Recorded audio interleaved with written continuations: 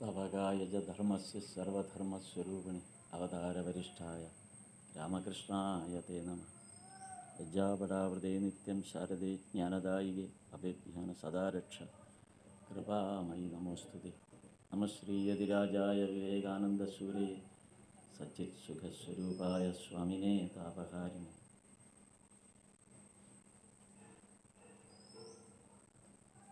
കഴിഞ്ഞാണ് നമ്മൾ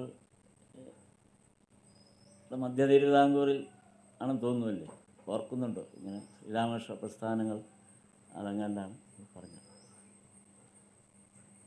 അപ്പോൾ എനിക്ക് തോന്നുന്നു ഞാനൊരു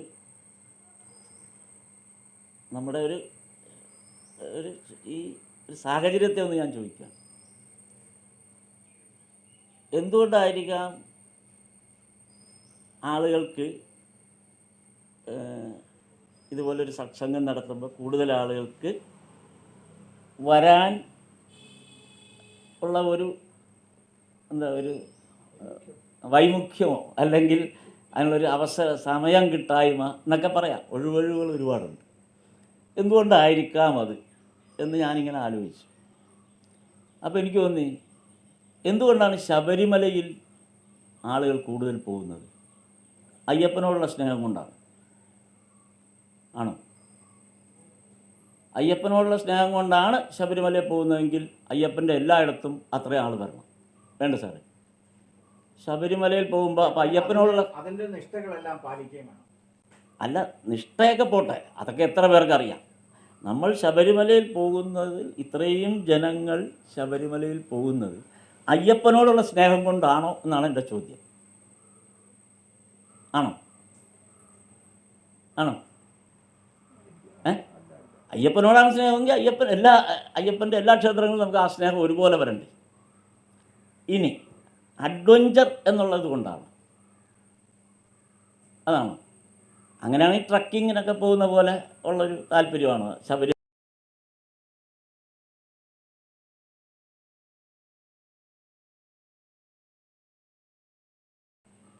അങ്ങനെയൊക്കെ കഷ്ടപ്പെട്ടാണ് കൃഷ്ണനെ കാണുന്നത്. കൃഷ്ണനോടുള്ള സ്നേഹം കൊണ്ടാണ്. അങ്ങനെയാണെങ്കിൽ എല്ലാ ശ്രീകൃഷ്ണ ക്ഷേത്രത്തിലും ആൾ ഒരുപോലെ വരണ്ടേ? നമ്മുടെ തൊട്ടടുത്തുള്ള ശ്രീകൃഷ്ണ ക്ഷേത്രത്തിൽ പോലും നമ്മൾ പോകാറില്ല, അല്ലെങ്കിൽ ഈ ഒരു വ്യഗ്രത നമ്മളിൽ വരാറില്ല.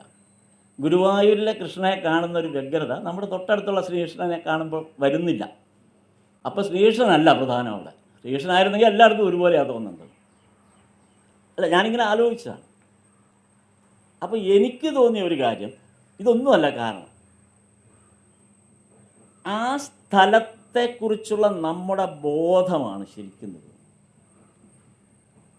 ആ പ്രമിസസിനെ കുറിച്ച് അല്ലെങ്കിൽ ആ ഒരു അന്തരീക്ഷത്തെക്കുറിച്ചുള്ള നമ്മുടെ ബോധമാണ്.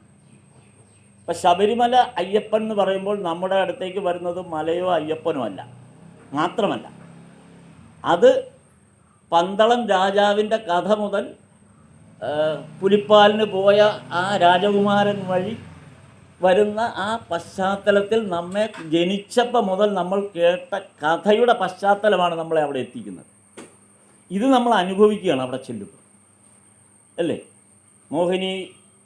മോഹിനിയും പരമശിവനും തമ്മിലുള്ള സംഗമത്തിൻ്റെ കഥയായാലും, അല്ലെങ്കിൽ ഏറ്റവും അടുത്ത് പന്തളം രാജാവിൻ്റെ മകനായി ജനിച്ച ഒരു രാജകുമാരൻ സ്വന്തം അമ്മയ്ക്ക് വേണ്ടി പുലിപ്പാലിന് വേണ്ടി കാനനത്തിൽ പോകുന്ന സാഹചര്യം, ഇത്തരം കഥകൾ നമ്മളിൽ വന്ന് നിറച്ചിട്ട് നമ്മൾ ഈ കാട്ടിലൂടെ പോകുമ്പോഴൊക്കെ നമ്മുടെ മനസ്സിൽ സനാതനധർമ്മമൊന്നുമല്ല നിറഞ്ഞു നിൽക്കുന്നത്, ഈ കഥകൾ തന്നെയാണ്. ഇത് തന്നെയാണ് ഗുരുവായൂരും സംഭവിക്കുന്നത്. ഗുരുവായൂരിൻ്റെ പശ്ചാത്തലത്തിൽ നിർമ്മിച്ച ഒരു കഥാ പശ്ചാത്തലം മറ്റൊരു സ്ഥലത്ത് നമുക്ക് അനുഭവവേദ്യമല്ലാത്തതുകൊണ്ടാണ് നമ്മൾ അങ്ങോട്ട് പോകാത്തത്. അപ്പോൾ ഈ കഥാ പശ്ചാത്തലം തന്നെയാണ് നമ്മെ അങ്ങോട്ട് ആകർഷിക്കുന്നത്, സംശയമൊന്നുമില്ല. അങ്ങനെയാണെങ്കിൽ വള്ളിക്കോട് ആശ്രമത്തിൽ കൂടുതൽ പേർക്ക് എത്തണമെങ്കിൽ എന്ത് വരണം? വള്ളിക്കോടിനെ കുറിച്ച് അറിഞ്ഞിരിക്കണം, അല്ലെങ്കിൽ ഈ പശ്ചാത്തലത്തെക്കുറിച്ച് പൂർണ്ണ ബോധമുണ്ടെങ്കിലേ വരാൻ പറ്റുള്ളൂ.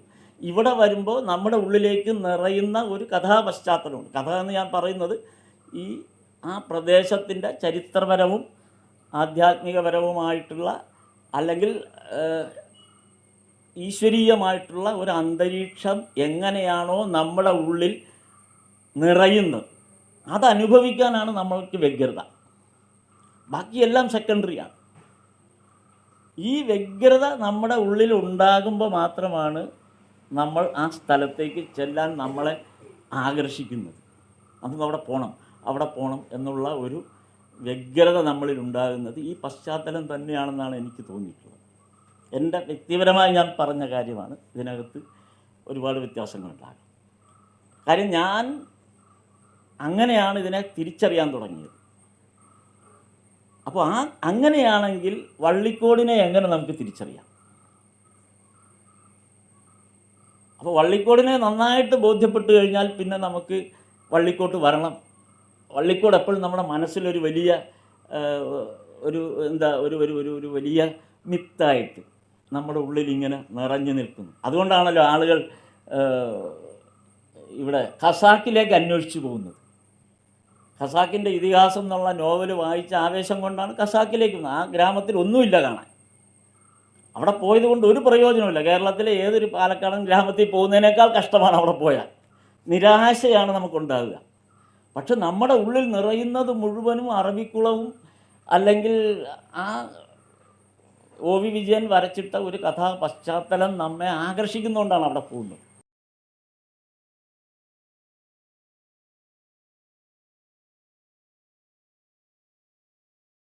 വേറൊന്നുമില്ല. പക്ഷെ നമ്മെ എത്രയോ പേരെ തീർത്ഥാടകരെന്ന പോലെ, സാഹിത്യത്തിലെ തീർത്ഥാടകരെന്ന പോലെ അവിടേക്ക് എത്തിക്കുമ്പോൾ ഈ പശ്ചാത്തലം, കഥാ പശ്ചാത്തലം നമ്മെ വല്ലാതെ ഹോണ്ട് ചെയ്യുന്നു, അല്ലെങ്കിൽ നമ്മളെ അത് കീഴടക്കുന്നു. ഈ കീഴടക്കൽ ഒരു പ്രദേശത്തിന് ഉണ്ടാകുമ്പോഴാണ് നമുക്ക് ആ പ്രദേശത്തേക്ക് ഏറ്റവും കൂടുതൽ എത്താൻ പറ്റുക എന്നാണ് എനിക്ക് തോന്നിയിട്ടുള്ളത്. അപ്പോൾ നമുക്കറിയാതെ നമ്മുടെ ഉള്ളിലൊരു വ്യഗ്രത വരും. ആ സ്ഥലം അത് ഇവിടെ വന്നിരിക്കുന്ന ഓരോ നിമിഷത്തിലും നമുക്കത് ബോധ്യപ്പെടും. ഈ മരം എങ്ങനെ ഉണ്ടായി, അല്ലെങ്കിൽ ഈ ഒരു കെട്ടിടം എങ്ങനെ ഉണ്ടായി, ഈ ഒരു പറമ്പ് എത്ര വിസ്താരമുണ്ട്, ഈ ഇത്രയും വിസ്താരമുള്ള പറമ്പ് എങ്ങനെ ശ്രീരാമകൃഷ്ണ പ്രസ്ഥാനത്തിൻ്റെ പേരിലേക്ക് എത്തപ്പെട്ടു, അതിൻ്റെ പിന്നിലുണ്ടായ കഥ എന്താണ്, സന്ദർഭം എന്താണ്, ഇതെല്ലാം നമ്മുടെ ഉള്ളിലേക്ക് ബോധ്യം വരുമ്പോഴാണ് നമ്മൾ ഈ സ്ഥലത്തെ കൂടുതൽ നമ്മുടെ ഉള്ളിലേക്ക് ആവാഹിക്കുക എന്ന് എനിക്ക് തോന്നിയിട്ടുണ്ട്. ഇത് പറയാനുള്ളൊരു കാരണം, ശ്രീരാമകൃഷ്ണ പ്രസ്ഥാനം എന്ന് കേരളത്തിന് ബോധ്യം വരാൻ തുടങ്ങുന്നത് തീർച്ചയായിട്ടും സ്വാമി വിവേകാനന്ദൻ വന്നപ്പോൾ തന്നെയാണ്, ഇല്ലേ? അതിനു മുമ്പ് ബോധ്യപ്പെടാനുള്ള യാതൊരു സാധ്യതയും ഇവിടെ ഉള്ളതായിട്ട് രേഖപ്പെടുത്തപ്പെട്ടിട്ടില്ല.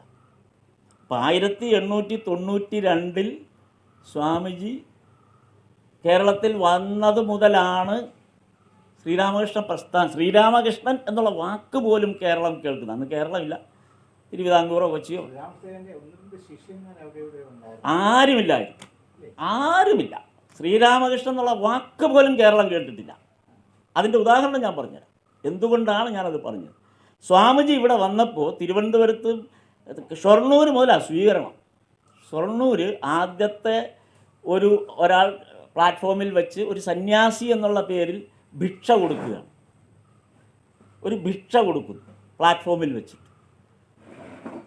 അപ്പോൾ ഈ ഭിക്ഷയാണ് ആദ്യമായിട്ട് ഷൊർണൂർ റെയിൽവേ സ്റ്റേഷനിൽ ഇറങ്ങുമ്പോൾ സ്വാമിജി സ്വീകരിക്കുന്നത്. എന്നിട്ട് അയാൾ വഴിയാണ് തിരിച്ച് തൃശ്ശൂർക്ക് പോകാനുള്ളൊരു സംവിധാനം ഉണ്ടാകുന്നതും.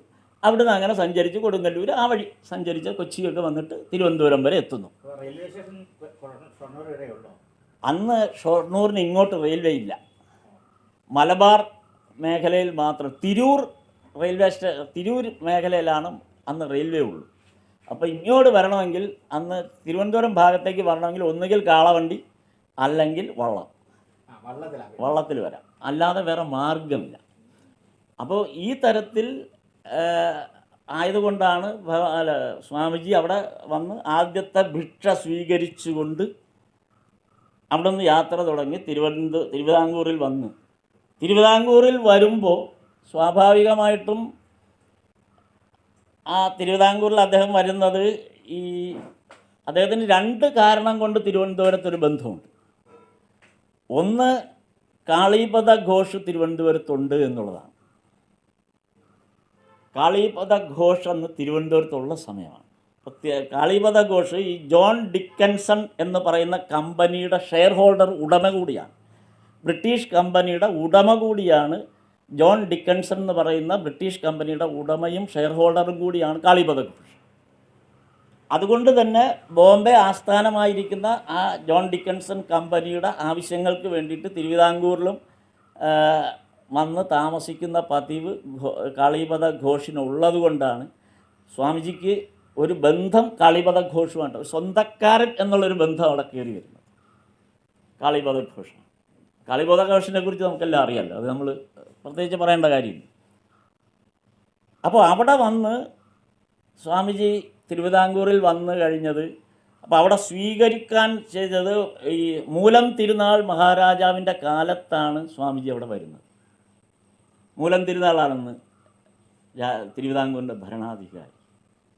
അപ്പോൾ പ്രൊഫസർ സുന്ദരരാമയ്യരെയാണ് സ്വാമിജിയുടെ കാര്യങ്ങൾ നോക്കാനായിട്ട് നിയോഗിക്കുന്നത്. പ്രൊഫസർ സുന്ദരരാമയ്യർ തിരുവിതാംകൂറിൽ വരാൻ കാരണം ചിത്തിര തിരുനാളിൻ്റെയും അനിയൻ മാർത്താണ്ഡവർമ്മയുടെയും ട്യൂട്ടർ എന്നുള്ള നിലയിലാണ്. നമ്മുടെ തിരുവിതാംകൂർ പിന്നീട് നമ്മുടെ കാലത്ത് രാജാവായിരുന്ന ചിത്തിര തിരുനാളിൻ്റെയും അദ്ദേഹത്തിൻ്റെ അനിയൻ മാർത്താണ്ഡവർമ്മയുടെയും ഇവരുടെ രണ്ടുപേരുടെയും ട്യൂട്ടർ എന്നുള്ള നിലയിലാണ് സുന്ദരരാമയ്യർ, പ്രൊഫസർ സുന്ദരരാമയ്യർ. സുന്ദരരാമയ്യർ മദ്രാസിൽ നിന്നാണ്. അപ്പോൾ ഈ സുന്ദരരാമയ്യരാണ് സ്വാമിജിയുടെ ആവശ്യങ്ങൾക്ക് വേണ്ടി നിയോഗിക്കപ്പെട്ടത്. അപ്പോൾ സ്വാമിജി അവിടെ ഇരുന്ന് സ്വാമിജി കാര്യങ്ങളായിട്ട് സംസാരിച്ചപ്പോഴാണ് സ്വാമിജിക്ക് ഒരു കാര്യം മനസ്സിലായത്. ഇവരെന്തിനാണ് സ്വാമിജിയെ സ്വീകരിച്ചത് എന്നുള്ള സത്യം സ്വാമിജി അറിഞ്ഞപ്പോൾ ഞെട്ടിപ്പോയി. അവർ ചോദിച്ചത് കേശവചന്ദ്രസേൻ്റെ നാട്ടിൽ നിന്നല്ലേ വരുന്നത്. കേശവചന്ദ്രസേനൻ പ്രശസ്തനാണ് കാലത്ത്. ബ്രഹ്മസമാജത്തെക്കുറിച്ചും നല്ല ബോധമുണ്ട്. അന്നത്തെ പണ്ഡിത വർഗത്തിനിടയിൽ കേശവചന്ദ്രസേനെക്കുറിച്ചും ബ്രഹ്മസമാജത്തെക്കുറിച്ചും നല്ല ബോധ്യമുണ്ട്. കേശവചന്ദ്രസേൻ്റെ നാട്ടിൽ നിന്ന് വരുന്ന ഒരാൾ എന്നുള്ള ധാരണയിലാണ്, ഒരു ബംഗാളി എന്നുള്ള ധാരണയിലാണ് അവർ സ്വീകരിച്ചത്. സ്വാമിജി സ്റ്റണ്ടായിപ്പോയി. അന്നാണ് സ്വാമിജി അവരോട് പറഞ്ഞത്, നിങ്ങൾക്ക് തെറ്റിപ്പോയി, കേശവചന്ദ്രസേൻ്റെ നാട്ടിൽ നിന്നല്ല ഞാൻ വരുന്നത്, ഞാൻ വരുന്നത് ശ്രീരാമകൃഷ്ണദേവൻ്റെ നാട്ടിൽ നിന്നാണ്. കേശവചന്ദ്രസേനേക്കാൾ 1000 മടങ്ങ്. ഈ കേട്ടവരെല്ലാം അത്ഭുതത്തോടു കൂടിയാണ് അത് കേട്ടതെന്നാണ് രേഖപ്പെടുത്തിയിട്ടുള്ളത്. നോക്കൂ, അപ്പോൾ കേരളത്തെ സംബന്ധിച്ചിടത്തോളം ഉണ്ട്. അത് നിർമ്മലാൻ സ്വാമിയുടെ ഇതിൽ എഴുതിയിട്ടുണ്ട്, ഇതിലെഴുതിയിട്ടുണ്ട്. ഇത് പിന്നെ വിവേകാനന്ദൻ്റെ ചരിത്രത്തിലും ഇത് രേഖപ്പെടുത്തി, വിവേകാനന്ദ സ്വാമിയുടെ ചരിത്രത്തിലും എഴുതിയപ്പെട്ടതിലും ഇത് രേഖപ്പെടുത്തി. ഇതേപോലെ ഇത് തന്നെ, ഇത് കേശവചന്ദ്രസേൻ്റെ നാട്ടിൽ നിന്നെന്നുള്ള സ്വീകരണമാണ്. അല്ല, അവർക്ക് വേറെ മാർഗമില്ല. സ്വാഭാവികമായിട്ടും നോക്കി, ശ്രീരാമകൃഷ്ണ പരമഹംസൻ എന്നുള്ളൊരു കാര്യം അറിയാൻ വേറെ മാർഗം ഇവിടെ ഇല്ലല്ലോ. അന്ന് ലിറ്ററേച്ചർ ഇല്ല. 1902 വചനാമൃതം ഉണ്ടാകുന്നത്. ഇത് 1892 കഥയാണ് ഞാനീ പറയുന്നത്. 1902 വചനാമൃതം എഴുതാൻ തുടങ്ങിയിട്ടേ ഉള്ളൂ.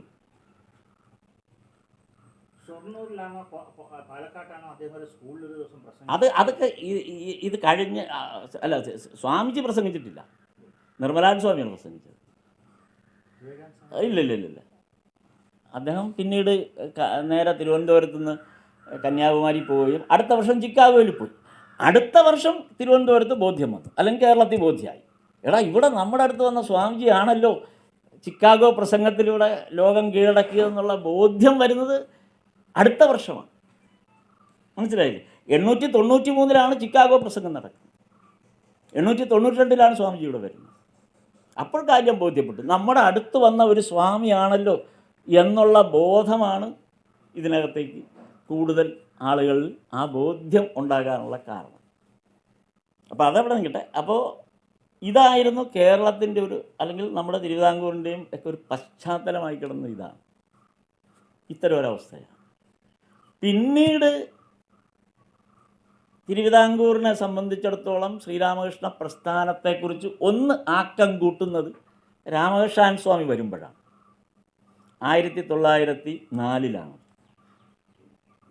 1904 രാമകൃഷ്ണൻ സ്വാമി തിരുവിതാംകൂറിൽ വന്നപ്പോഴാണ് സ്വാഭാവികമായി അന്ന് ആ സന്ദർഭത്തിലായപ്പോഴേക്കും നമുക്കിവിടെ ശ്രീരാമകൃഷ്ണ സൊസൈറ്റികൾ രൂപം കൊള്ളാൻ തുടങ്ങി. ശ്രീരാമകൃഷ്ണ സംഘം എന്നുള്ള പേരിൽ അന്നത്തെ ഇതിൽ എനിക്ക് തോന്നുന്നു കേരളത്തിൽ എല്ലായിടത്തും ശ്രീരാമകൃഷ്ണ പ്രസ്ഥാനം വളർത്തിയത് അഡ്വക്കേറ്റന്മാരാണ്, വക്കീലന്മാരാണ്. സകലയിടത്തും വക്കീലന്മാരായി. കാര്യം എനിക്ക് തോന്നുന്നത് ആജ്ഞാശക്തി ഉള്ളതുകൊണ്ടായിരിക്കാം അത് എന്നാണ് ഞാൻ ധരിക്കുന്നത്. ഇപ്പം തിരുവല്ലയിൽ പോലും വക്കീൽ നാരായണപിള്ളയാണ് ശ്രീരാമകൃഷ്ണ പ്രസ്ഥാനം കൊണ്ടുവരുന്നത്. അദ്ദേഹം ഓർഡർ ഇട്ടതാണ്, വന്നേ പറ്റൂ. അത് ഞാൻ കഴിഞ്ഞ പറഞ്ഞതാണ്. അദ്ദേഹം ഓർഡർ ഇട്ടതാണ്. ബെഞ്ച് ക്ലർക്ക് മുതൽ കോടതിയിലെ മുഴുവൻ ഉദ്യോഗസ്ഥന്മാരും ഞായറാഴ്ച വന്നിരിക്കണം, ഓർഡറാണ്. അപ്പം മുഴുവൻ വക്കീലന്മാരും മുഴുവൻ സ്റ്റാഫും വക്കീൽ നാരായണപിള്ളയുടെ വീട്ടിൽ, മാവേലി മഠം എന്നുള്ള ആ വീട്ടിലേക്ക് സകലരും വരികയാണ്. എന്നിട്ട് വായും വിളിച്ചിരിക്കുക ഇങ്ങനെ. പിന്നെ കാര്യങ്ങളൊക്കെ നടക്കുന്നു, സത്സംഗം നടക്കുന്നു. അതൊരു ഓർഡറിൻ്റെ പുറത്ത് വന്നതാണ്. അപ്പോൾ എല്ലായിടത്തും ഈ വക്കീലന്മാരാണ്. വടകരയിൽ വക്കീലാണ്, കൊയിലാണ്ടിയിൽ വക്കീലാണ്. തിരുവല്ലയിൽ അത് 11-ലാണ്, 12-ലാണ് തിരുവല്ലയിൽ വരുന്നത്. 11-ൽ ഹരിപ്പാട്ട് വരുന്നു. 1911-ൽ ഹരിപ്പാട്ട് നിർമ്മലായൻ സ്വാമി, അത് നിർമ്മലായൻ സ്വാമിയാണ് വരുന്നത്, രാമകൃഷ്ണൻ സ്വാമിയല്ല, നിർമ്മലായൻ സ്വാമിയാണ്. 12-ലാണ് തിരുവല്ലയിൽ വരുന്നത്. 12-ഉം 13-മാണ് തിരുവല്ലയിൽ പ്രവർത്തിച്ച ഏറ്റവും പ്രമുഖമായ 2 വർഷം. അപ്പോൾ രാമകൃഷ്ണൻ സ്വാമി മദ്രാസ് ആശ്രമത്തിൻ്റെ പ്രസിഡൻ്റായിരിക്കെ ആണ് 1904-ൽ തിരുവനന്തപുരത്ത് വരികയും കുറേയധികം പ്രഭാഷണങ്ങളൊക്കെ നടത്തി. അന്ന് ഈ പറഞ്ഞ പോലെ അഡ്വക്കേറ്റന്മാരുടെ ഒരു സങ്കേതം തന്നെയാണ്. അവരൊക്കെ ഇവർ ഡിവോട്ടീസാണ് കൊടുക്കുന്നത്. ഡിവോട്ടീസിന് ക്ഷണിച്ച് വരുത്തി, അങ്ങനെയാണ് അവർ ആ സൊസൈറ്റി, നമ്മൾ ശ്രീരാമകൃഷ്ണ സംഘങ്ങളാണ് ഇതിനകത്ത് നേതൃത്വം വഹിച്ചത്. അപ്പോൾ അവരുടെ കയ്യിലാണ് സാമ്പത്തികമായിട്ടും അവർക്കേ ചെയ്യാൻ പറ്റുള്ളൂ. അതുകൊണ്ടാണ് എനിക്ക് തോന്നുന്നത് അഡ്വക്കേറ്റന്മാർ ഈ മേഖലയിൽ മുന്നിട്ടിറങ്ങാനുള്ളൊരു കാരണം എന്നെനിക്ക് തോന്നുകയാണ്. അപ്പോൾ 1904-ൽ ഇത് വന്നതിന് ശേഷം പിന്നെ ഒരു ബ്ലാങ്കാണ്. ഈ സൊസൈറ്റികൾ തിരുവനന്തപുരത്തും ഹരിപ്പാട്ടും തിരുവല്ലയിലുമാണ് ഉണ്ടാകുന്നത്. ഈ 3 സ്ഥലത്താണ് ഉണ്ടാകുന്നത്. ഈ 3 സ്ഥലത്തേ ഉണ്ടായുള്ളൂ, കോഴിക്കോടൊന്നുമില്ല. ഈ 3 സ്ഥലത്ത് മാത്രമേ സൊസൈറ്റി രൂപീകൃതമായുള്ളൂ. അതിനൊരു കാരണം, ഈ 3 സ്ഥലങ്ങളിൽ നിന്ന് മദ്രാസിൽ പഠിക്കാൻ പോയ കുട്ടികൾ, ഉപരിപഠനത്തിന് പോയ കുട്ടികൾ മൈലാപ്പൂരിലെ ശ്രീരാമകൃഷ്ണ ആശ്രമത്തിൽ പോയി രാമകൃഷ്ണൻ സ്വാമിയെ കാണുകയും ഈ 1904-ൽ തിരുവനന്തപുരത്ത് വന്നു എന്നുള്ളതിൻ്റെ ഒരു പരിചയം വച്ചിട്ടാണ് തിരുവിതാംകൂറിലുള്ള സ്റ്റുഡൻസ് അവിടെ പോയി. അതോടൊപ്പം പോയവരാണ് ഹരിപ്പാട്ടുള്ളവരും തിരുവല്ലയിലുള്ളവരുമൊക്കെ. അതായത് തിരുവിതാംകൂറിൻ്റെ പശ്ചാത്തലത്തിൽ നിന്ന് വന്ന ചെറുപ്പക്കാർ മാത്രമാണ് അന്ന് രാമകൃഷ്ണൻ സ്വാമിയെ കാണാൻ പോയത്. നല്ലൊരു ബന്ധമുണ്ടായി. അങ്ങനെയാണ് ഈ സൊസൈറ്റികൾ നാട്ടിൽ ശക്തമായി വന്നു. 1911-ൽ ആദ്യമായിട്ട് ഹരിപ്പാട്ടാണ് ആദ്യം ഇവർക്കൊരു ശ്രീരാമകൃഷ്ണദേവൻ്റെ ജന്മദിനാഘോഷം നടത്തണമെന്ന് ആഗ്രഹം തോന്നിയിട്ട് 11-ൽ രാമകൃഷ്ണൻ സ്വാമിയെ ക്ഷണിക്കുകയാണ്. അങ്ങനെ രാമകൃഷ്ണൻ സ്വാമി വരാൻ തയ്യാറാവുന്നു. പക്ഷേ നിർഭാഗ്യവശാൽ രാമകൃഷ്ണൻ സ്വാമിക്ക് 1911 വരാനുള്ള സാഹചര്യം ശാരീരികമായ ക്ലേശം കൊണ്ട് പറ്റിയില്ല.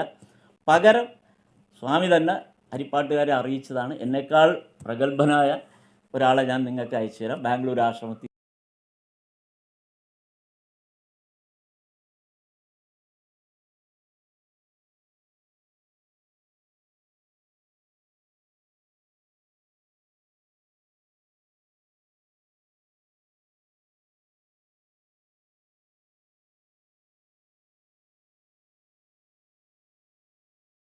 നമ്മളൊരു ഈ ചരിത്രത്തിൽ നോക്കുന്നത്, അങ്ങനെ വെറുതെ പരിശോധിച്ച് നോക്കിയതാണ്. ശ്രീരാമകൃഷ്ണ പ്രസ്ഥാനത്തിന് ആകെ മൊത്തം എന്തെങ്കിലും സംഭവിച്ചിട്ടുണ്ടെങ്കിൽ 11 മുതൽ 15 വരെ മാത്രമാണ്.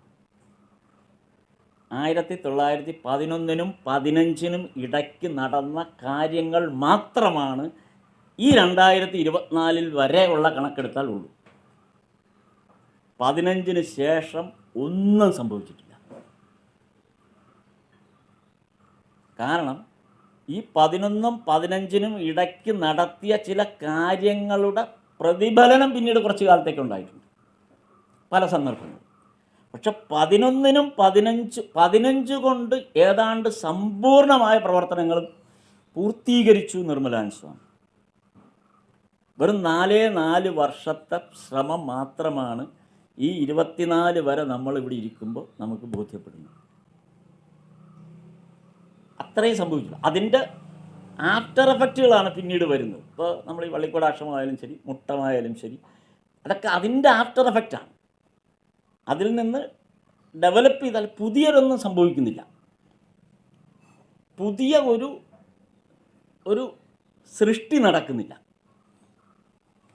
അത് 11-നും 15-നും ഇടയ്ക്ക് കൊണ്ട് പൂർണ്ണമായി തീർന്നു. പിന്നീട് അങ്ങോട്ട് മുന്നോട്ട് നീങ്ങിയിട്ടില്ല എന്നുള്ളതാണ് അതിൻ്റെ ആ പ്രവർത്തനങ്ങളുടെ ഒരു പഠനം നമ്മൾ നടത്തുമ്പോൾ നമുക്ക് മനസ്സിലാകുന്നു. ഞാനത് പറഞ്ഞു തരാം എന്തുകൊണ്ടെന്ന് വെച്ചാൽ, ഇപ്പോൾ 1911 വന്നു, 12-ഉം 13-ഉം തിരുവല്ലയിൽ വന്നു. അത് കഴിഞ്ഞിട്ട് 15-ലാണ് നെട്ടയത്ത് തറക്കല്ലിടുന്നത്. 11-ഉം 12-ഉം 13-ഉം ഇടയ്ക്ക് തിരുവല്ലയും ഹരിപ്പാടും കഴിഞ്ഞാൽ പിന്നെ 15-ലാണ് നെട്ടയത്ത് തറക്കല്ലിടുന്നത്. അല്ലെന്ന് 15-ലാണ് നെട്ടയത്തെ സ്ഥലം മേടിക്കുന്നത്. 15-ൽ നെട്ടയത്തെ സ്ഥലം അരുണാചലം പിള്ള എന്ന് പറഞ്ഞ ഒരാളുടെ അടുത്ത് നിന്ന് 5 ഏക്കർ സ്ഥലം എഴുതി മേടിക്കുന്നു. അത് 15-ലാണ്. 16-ലാണ് അവിടെ ബ്രഹ്മാനന്ദ സ്വാമികൾ കേരളത്തിലേക്ക് വന്ന് അവിടെ തറക്കല്ലിടുന്നത്. അപ്പോൾ 15 വരെ വാങ്ങിച്ചതേ ഉള്ളൂ പലയിടത്തും സ്ഥലങ്ങൾ. അതായത് 15-നുള്ളിൽ വാങ്ങിക്കേണ്ട സ്ഥലങ്ങളെല്ലാം മേടിച്ചു കഴിഞ്ഞു. 15-ന് മുമ്പ് കേരളത്തിൽ മലബാർ ഉൾപ്പെടെ വാങ്ങിക്കേണ്ട എല്ലാ സ്ഥലങ്ങളും വാങ്ങിക്കഴിഞ്ഞു. പിന്നീട് അതിൻ്റെ തറക്കല്ലിടലുകളോ പിന്നെ ആശ്രമം പണിയിലുമാണ് പിന്നീട് നടന്നിട്ടുള്ളത്. പക്ഷെ അതിനുശേഷം ഒരു ആശ്രമം നിർമ്മിക്കാൻ ഇപ്പം നെട്ടയത്ത് 16-ൽ തറക്കല്ലിട്ടു. 16-ൽ തറക്കല്ലിട്ട് ഇട്ട ശേഷം നിർമ്മലാനന്ദ സ്വാമി തന്നെ ഒരു ലിസ്റ്റുണ്ടാക്കി. ഓം നമോ ഭഗവതേ ശ്രീരാമകൃഷ്ണായ എന്നെഴുതി നിർമ്മലാനന്ദ സ്വാമി തന്നെ ആദ്യത്തെ 1 രൂപ സംഭാവനയുടെ ലിസ്റ്റുണ്ടാക്കി. കാരണം 16-ൽ തറക്കല്ലിട്ട് കഴിഞ്ഞാൽ ആശ്രമം പണിയുണ്ട്. അപ്പോൾ നിർമ്മലാനന്ദ സ്വാമി തന്നെ 1 രൂപ ആദ്യം എഴുതി. പിന്നെ സംഭവിച്ചത് തറക്കല്ലിട്ട ബ്രഹ്മാനന്ദ സ്വാമി സമാധിയാകുന്നത് 1900 ബ്രഹ്മാനന്ദ സ്വാമിയുടെ 22-ലാണ്. ബ്രഹ്മാനന്ദ സ്വാമി 22-ൽ സമാധിയായി. 16-ൽ തറക്കല്ലിട്ടടുത്ത് ഒന്നും സംഭവിച്ചിട്ടില്ല. ഈ കെട്ടിടത്തിന് പ്ലാൻ വരച്ചത് നേരത്തെ പറഞ്ഞ കാളിപദ ഘോഷിൻ്റെ മകനാണ്. നേരത്തെ നമ്മൾ പറഞ്ഞ കാളിപദ ഘോഷിൻ്റെ മകനാണ് നെട്ടയം ആശ്രമത്തിൻ്റെ പ്ലാൻ വരച്ചത്. അപ്പം അദ്ദേഹം അന്ന് ബ്രിട്ടീഷ് കമ്പനിയുമായി ബന്ധപ്പെട്ട് സർക്കാർ തലത്തിൽ ഈ ഒരു എൻജിനീയറായിരുന്ന ഒരു വ്യക്തിയായിരുന്നു. തിരുവനന്തപുരത്ത് പോസ്റ്റിംഗ് കിട്ടി ഇവിടെ വന്ന സാഹചര്യമുള്ളത് കൊണ്ടാണ് അദ്ദേഹമാണ് ഇതിന് നേതൃത്വം കൊടുത്ത് ഈ നെട്ടയത്തെ നമ്മുടെ ആശ്രമത്തിന് വേണ്ടിയിട്ട് ഒരു പ്ലാനൊക്കെ വരച്ചത്. ഋഷികേശ് എന്നാണ് അദ്ദേഹത്തിൻ്റെ പേര്. അദ്ദേഹമാണ് ഈ പ്ലാൻ വരച്ചത്. ഈ ഋഷികേശും മരിച്ചു. എന്നിട്ടും ആശ്രമമായിട്ടില്ല. ആലോചിച്ച് നോക്കും. അപ്പോൾ 16-ൽ തുടങ്ങിയെങ്കിലും ആശ്രമം വരുമ്പോൾ 1924-ലാണ്. അപ്പോൾ 17, 18, 19, 20, 21, 22, 23, 24 8 വർഷം കഴിഞ്ഞാണ് പിന്നീട് നെട്ടയത്ത് ആശ്രമം പ്രതിഷ്ഠ നടക്കുന്നത്. അത് ബ്രഹ്മാനന്ദ സ്വാമികളുടെ പേരിലാണ് ആ പ്രതിഷ്ഠ നടത്തിയത്. അന്ന് നിർമ്മലാനന്ദ സ്വാമിയുടെ അടുത്ത് ബാംഗ്ലൂരിൽ നിന്ന് വന്ന ഒരു പ്രമുഖനായ വ്യക്തി ചോദിച്ചു, വല്ല ആവശ്യമുണ്ടോ ഇത്രയും പണം മുടക്കി ഇത്രയും വലിയ ആശ്രമം പണിഞ്ഞിട്ട്? ആർക്കെങ്കിലും ഗുണമുണ്ട്? ഈ പണം ഇൻവെസ്റ്റ് ചെയ്തിരുന്നെങ്കിൽ പല കാര്യങ്ങളും നമുക്ക് ചെയ്യാമായിരുന്നു എന്നുള്ളൊരു ബിസിനസ് മൈൻഡോടുകൂടി അദ്ദേഹം പറഞ്ഞു. ഇപ്പോൾ നിർമ്മലാനന്ദ സ്വാമി അദ്ദേഹം പറഞ്ഞ മറുപടി വളരെ രസകരമാണ്. കാരണം ഇന്നത്തെ കാലത്തും ചിലരെങ്കിലും അത്തരം ചോദ്യങ്ങൾ ചോദിക്കുന്നത് ഞാൻ കേട്ടിട്ടുണ്ട്. അതിന് നല്ലൊരു ഉദാഹരണം തിരുവല്ലയിലെ ക്ഷേത്രത്തെ സംബന്ധിച്ചാണ്. തിരുവല്ലയിൽ ജൈത്രായൻ സ്വാമിയുടെ ആഗ്രഹം അവിടെ ഒരു നല്ല ക്ഷേത്രം ഉണ്ടാകണം. അപ്പോൾ ജൈത്രായൻ സ്വാമി ആ ക്ഷേത്രം സങ്കല്പിക്കാനായിട്ട് അങ്ങനെ ആ സങ്കല്പം മുന്നോട്ട് വെച്ചപ്പോൾ എനിക്ക് തോന്നുന്നു എല്ലാവരും എതിർത്തു അതിനെ. ഇവിടെ വേണ്ടത് ആശുപത്രിയാണ്, അല്ലെങ്കിൽ ഇവിടെ വേണ്ടത് ഒരു സ്കൂളാണ് എന്നുള്ള മട്ടിലുള്ള എന്തെങ്കിലും ഒരു നമുക്കൊരു ഭാവിയിൽ പ്രതിഫലം കിട്ടുന്ന തരത്തിലുള്ള ഒരു പുരോഗമനപരമായ എന്തെങ്കിലും ഒരു ഇതാണ് നമുക്കിവിടെ വേണ്ടത്. അതുകൊണ്ട് ഒരു ക്ഷേത്രം പണിയുന്നതിലൊരർത്ഥമില്ല എന്ന് ജൈത്രായൻ സ്വാമിയോട് പറഞ്ഞു. അപ്പോൾ ജൈത്രായൻ സ്വാമി പറഞ്ഞു, ഇല്ല, എൻ്റെ ജീവിത അഭിലാഷമാണ് ഭഗവാന് വേണ്ടി ഇവിടെ ഒരു ക്ഷേത്രം ഉണ്ടാകുക. അത് ചേർന്ന് വലിയൊരു ക്ഷേത്രം, ഏതാണ്ട് കേരളത്തിൽ നമുക്ക് അഭിമാനപൂർവ്വം കാണിക്കാവുന്ന ഏറ്റവും വലിയ ക്ഷേത്രം തന്നെയാണ് തിരുവല്ലയിലെ ആ ക്ഷേത്രം. ബാക്കി ഒരിടത്തും ഇത്രയും വലിപ്പമുള്ള ക്ഷേത്രമല്ല. ഇപ്പം നെട്ടയത്തല്ല, തൃശ്ശൂരല്ല, വേറെ ഒരിടത്തുമില്ല. ഇത്രയും മനോഹരമായൊരു ക്ഷേത്രം നിർമ്മിച്ച് ഇത്രയും പൊക്കത്തിലും ആ ഒരു സ്പേസും എടുത്തിട്ട് നിർമ്മിച്ച കേരളത്തിലെ ഏറ്റവും വലിയ ക്ഷേത്രം തന്നെയാണ്. നിർമ്മലാനന്ദ സ്വാമിക്ക് ജൈത്രായൻ സ്വാമിക്ക് കേരളത്തിൽ നിന്നൊന്നും അതിന് പിന്തുണ കിട്ടിയുമില്ല. അദ്ദേഹം പുറമേ നിന്നുള്ള ഭക്തന്മാരാണ്, പ്രത്യേകിച്ച് 4 ഭക്തന്മാർ. ജൈത്രായൻ സ്വാമി തന്നെ പറഞ്ഞാൽ 4 ഭക്തന്മാരാണ് അതിന് കോൺട്രിബ്യൂട്ട്.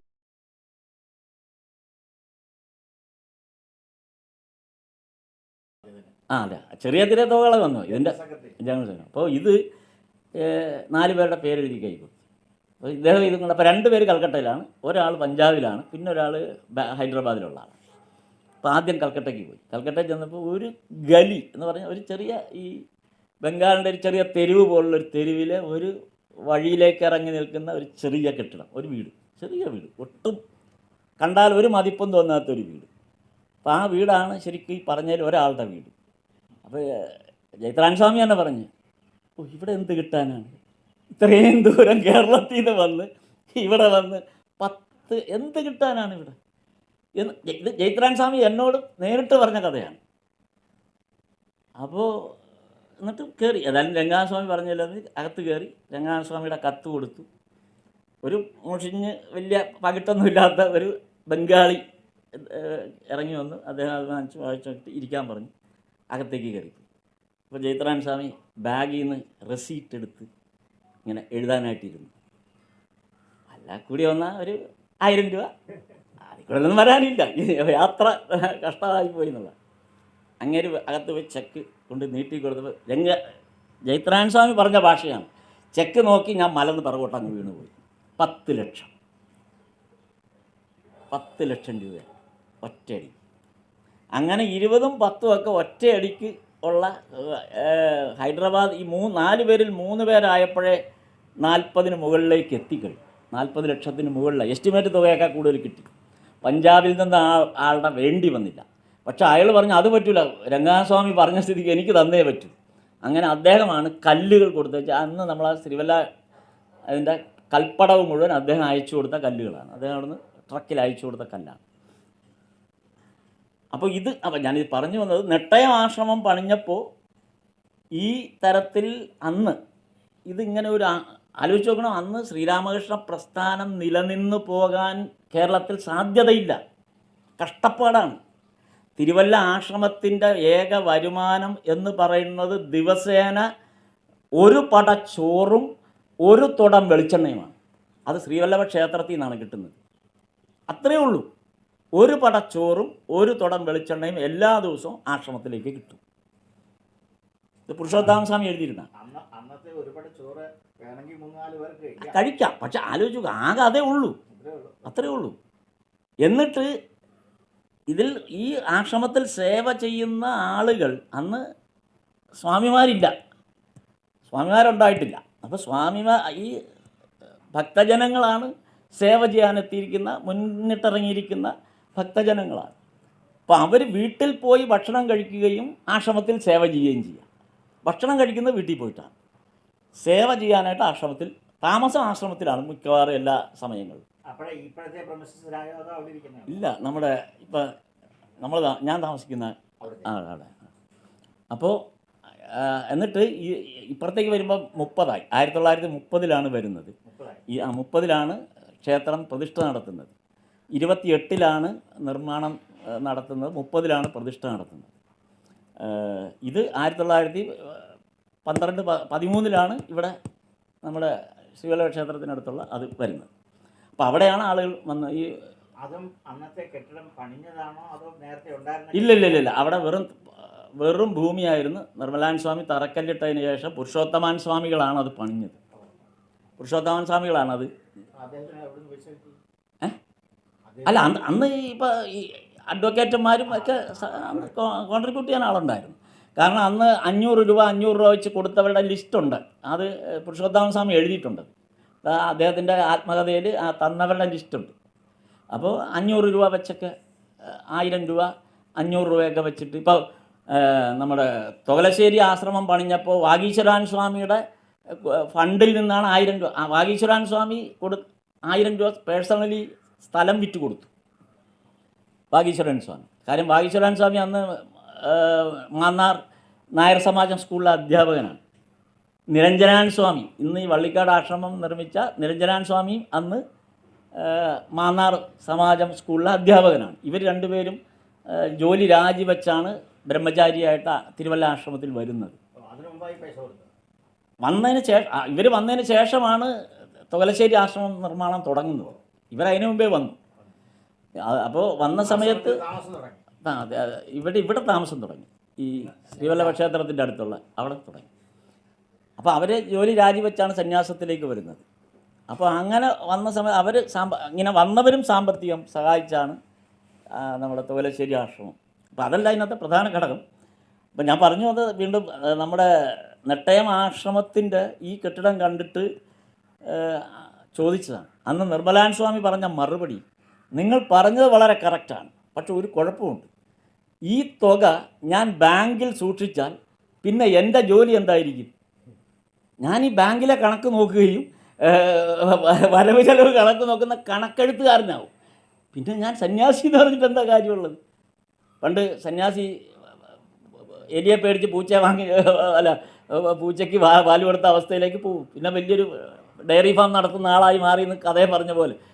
അത് വരാതിരിക്കാൻ സമാഹരിച്ച തുക ഒരു ക്ഷേത്രമായി തീർന്നാൽ എൻ്റെ ജോലി കഴിഞ്ഞ് ഞാൻ ഇവിടുന്ന് ബാണ്ടവും കെട്ടി ഒറ്റ പോക്കാണ്. എനിക്ക് ഇവിടെ ഒന്നും നോക്കേണ്ട കാര്യമില്ല, ഇറങ്ങിപ്പോകാം. ഇത് മുഴുവൻ എൻ്റെ പേരിൽ ഞാൻ ബാങ്കിൽ നിക്ഷേപിച്ചാലുള്ള അവസ്ഥ എന്തായിരിക്കും അന്ന് പറഞ്ഞ അങ്ങേരോട്. അതുകൊണ്ട് ഈ ക്ഷേത്രം ഇവിടെ കിടക്കട്ടെ, ഈ ക്ഷേത്രം നെട്ടയത്തെ ഈ ക്ഷേത്രം ഇവിടെ കാലങ്ങൾ കഴിയുമ്പോൾ ഈ ക്ഷേത്രം സമൂഹത്തിന് പ്രയോജനപ്പെടും എന്ന് പറഞ്ഞാണ് അന്ന് അത് പറഞ്ഞത്. ഇപ്പം ഞാൻ ഈ ജൈത്രായൻ സ്വാമിയുടെ കാര്യം ഓർത്തു എന്ന് മാത്രം. അപ്പോൾ ഇത് സംഭവിക്കുന്നത് 1924-ലാണ്. 16-ൽ തറക്കല്ലിട്ടിട്ട് 24-ലാണ് ഇത്. അപ്പോൾ 16-ൽ ആണ് അവിടെ 15-ലാണ് ആ സ്ഥലം മേടിക്കുന്നത്. അതുകൊണ്ടാണ് ഞാൻ പറയുന്നത് 11-നും 15-നും ഇടയ്ക്ക് നടന്ന കാര്യങ്ങളുടെ എക്സ്റ്റൻഷൻ മാത്രമാണ് പിന്നീട് കേരളത്തിൽ സംഭവിച്ചത്. ഒന്ന് ഈ ഇവിടെ നടക്കുക. അപ്പോൾ ഇതേപോലെയാണ് 1912-ലെ അതേപോലെ വരുന്നതാണ് മൂന്നാം സന്ദർശനം. സെപ്റ്റംബർ 12-ന് 1912-ൽ ഒരു മൂന്നാം ഈ നേരത്തെ പറഞ്ഞപ്പോൾ 2 സന്ദർശനങ്ങൾ കഴിഞ്ഞാണ്. 11-ൽ വന്നതും 12-ൽ വന്നതും കഴിഞ്ഞതിന് ശേഷം മൂന്നാമത്തെ സന്ദർശനം എന്ന് പറയുന്നത് സെപ്റ്റംബർ 12-നാണ്. 1911-ലാണ് 2 പ്രാവശ്യം വന്നത്. 11-ൽ ആദ്യം വന്നപ്പോഴാണ് തിരുവല്ലയിലും വന്നത്. 12-ൽ വരുമ്പോൾ 11-ൽ 2 പ്രാവശ്യം വന്ന സമയത്താണ് തറക്കല്ലിടുന്ന കാര്യങ്ങളും എല്ലാം തീരുമാനിച്ചത്. 12-ലാണ് വന്ന് തറക്കല്ലിടുന്നത് തിരുവല്ലയിലേക്ക്. ഈ 12-ന് ഒരു പ്രത്യേകതയുള്ളത്, ഈ 12-ൽ നിർമ്മലാൻ സ്വാമി തറക്കല്ലിടാനായിട്ട് വരുന്ന സന്ദർഭത്തിൽ ഇവിടെ സെപ്റ്റംബർ 12-നാണ് വരുന്നത്. പക്ഷേ ഏപ്രിൽ 28-ന്, അതിന് മുമ്പ് ഏപ്രിൽ 28-ന് ഈ വരുന്നതിന് തൊട്ട് മുമ്പ് അദ്ദേഹം ഊട്ടിയിലേക്ക് പോകും.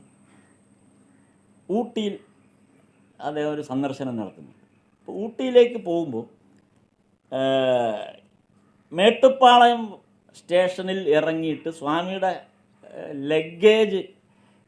ലഗേജ് വേറൊരു ബോഗിയിലായിരുന്നു. അപ്പോൾ അതിനെക്കുറിച്ച് ചോദിക്കാനായിട്ട് മേട്ടുപ്പാളയം സ്റ്റേഷനിലെ റെയിൽവേ ഉദ്യോഗസ്ഥരുമായിട്ട് ഇദ്ദേഹം പ്ലാറ്റ്ഫോമിലിറങ്ങി സംസാരിച്ചുകൊണ്ട് നിൽക്കുന്നത് വടകരയിൽ നിന്നൊരു വക്കീൽ, അതാണ് ഈ വക്കീലന്മാരുടെ ഒരു കണക്ഷൻ പറഞ്ഞത്. വടകരയിലെ ഒരു വക്കീൽ മേട്ടുപ്പാളയം സ്റ്റേഷനിൽ വന്നപ്പോൾ ഒരു സന്യാസി അവിടെ നിന്ന് ഇങ്ങനെ സംസാരിച്ചുകൊണ്ടിരിക്കുന്നു. അപ്പോൾ അദ്ദേഹത്തിൻ്റെ പേര് ടി കുഞ്ഞിരാമ മേനോൻ എന്നാണ് ഈ വക്കീലിൻ്റെ പേര്. അപ്പോൾ കുഞ്ഞിരാമ മേനോൻ നോക്കിയപ്പോൾ സ്വാമി എങ്ങനെ ഒരു നല്ല പ്രസന്നവതനായ നല്ല ഐശ്വര്യമുള്ളൊരു സ്വാമി നിന്ന്. അപ്പോൾ ഇദ്ദേഹം തൊട്ടടുത്ത് വന്ന് ഇങ്ങനെ ശ്രദ്ധിച്ച് അടുത്തുന്ന ആളോട് ചോദിച്ചു ഇതാരാണ് എന്ന് ചോദിച്ചപ്പോൾ പറഞ്ഞു ഇദ്ദേഹം ബാംഗ്ലൂരിൽ നിന്ന് ശ്രീരാമകൃഷ്ണ പ്രസ്ഥാനത്തിൻ്റെ ബാംഗ്ലൂർ ആശ്രമത്തിൻ്റെ പ്രസിഡൻ്റാണ്, സ്വാമിയാണ്, നിർമ്മലാനന്ദാണ് ഒക്കെ അടുത്ത് നിൽക്കുന്ന ആൾ പറഞ്ഞു. പിന്നീട് ഇദ്ദേഹം ഈ മേട്ടുപ്പാളയത്ത് നിന്ന് ഊട്ടി വരെ ഇദ്ദേഹത്തെ പിന്തുടരുകയാണ്. നിർമ്മലാനന്ദ സ്വാമിയെ ഈ കുഞ്ഞിരാമ മേനോൻ പിന്തുടർന്ന് ഊട്ടിയിൽ ഫേൺ ഹില്ലിലാണ് നിർമ്മലാനന്ദ സ്വാമി അന്ന് താമസിക്കുന്നത്. അപ്പോൾ അവിടെ താമസിച്ചപ്പോൾ ഈ കുഞ്ഞിരാമ മേനോൻ അവിടെ ചെന്നിട്ട് പറഞ്ഞു അങ്ങ് വടകരയിലേക്ക് വരണം എന്ന് പറഞ്ഞു. ഞാൻ വടകരയിൽ നിന്ന് വരികയാണ്, അതുകൊണ്ട് വടകരയിലേക്ക് വരണം എന്ന് പറഞ്ഞു. അപ്പോൾ നിർമ്മലാനന്ദ സ്വാമി തീർച്ചയായിട്ടും ഞാൻ അടുത്ത തവണ, അപ്പോൾ 12 ഏപ്രിലാണ് ഈ സംഭവം നടക്കുന്നത്.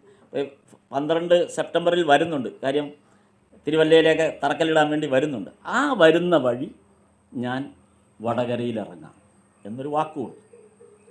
അങ്ങനെയാണ് ഈ 12 വരുന്നതിന് തൊട്ട് മുമ്പ് ഈ ഇങ്ങോട്ട് വരുന്ന ആ സന്ദർഭത്തിന് മുമ്പായിട്ട് നിർമ്മലാനന്ദ സ്വാമി വടകരയിലിറങ്ങുന്നത്.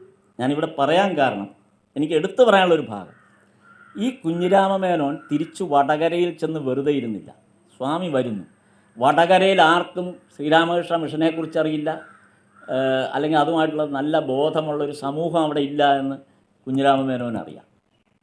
അതിന് അദ്ദേഹം ചെയ്ത് സ്വന്തമായി വിവേകാനന്ദ സ്വാമിയെക്കുറിച്ചും ശ്രീരാമകൃഷ്ണദേവനെക്കുറിച്ചുമുള്ള അവരുടെ ഹിസ്റ്ററി, ചരിത്രം, ആ ഉപദേശങ്ങൾ ഇതെല്ലാം എഴുതി പ്രിൻ്റ് ചെയ്ത് സ്വാമി വരും എന്ന് പറഞ്ഞതിന് മുമ്പ് നാട്ടുകാർക്കിടയിൽ പ്രചരിപ്പിച്ചു. കാരണം സ്വാമി വരുമ്പോൾ നാട്ടുകാർ സജ്ജരായിരിക്കണം എങ്കിലേ അതുകൊണ്ട്. അപ്പം ആലോചിച്ചു അന്നത്തെ ആളുകൾ എത്ര കൃത്യമായിട്ടാണ് അവരിത് പ്ലാൻ ചെയ്തിരിക്കുന്നത്.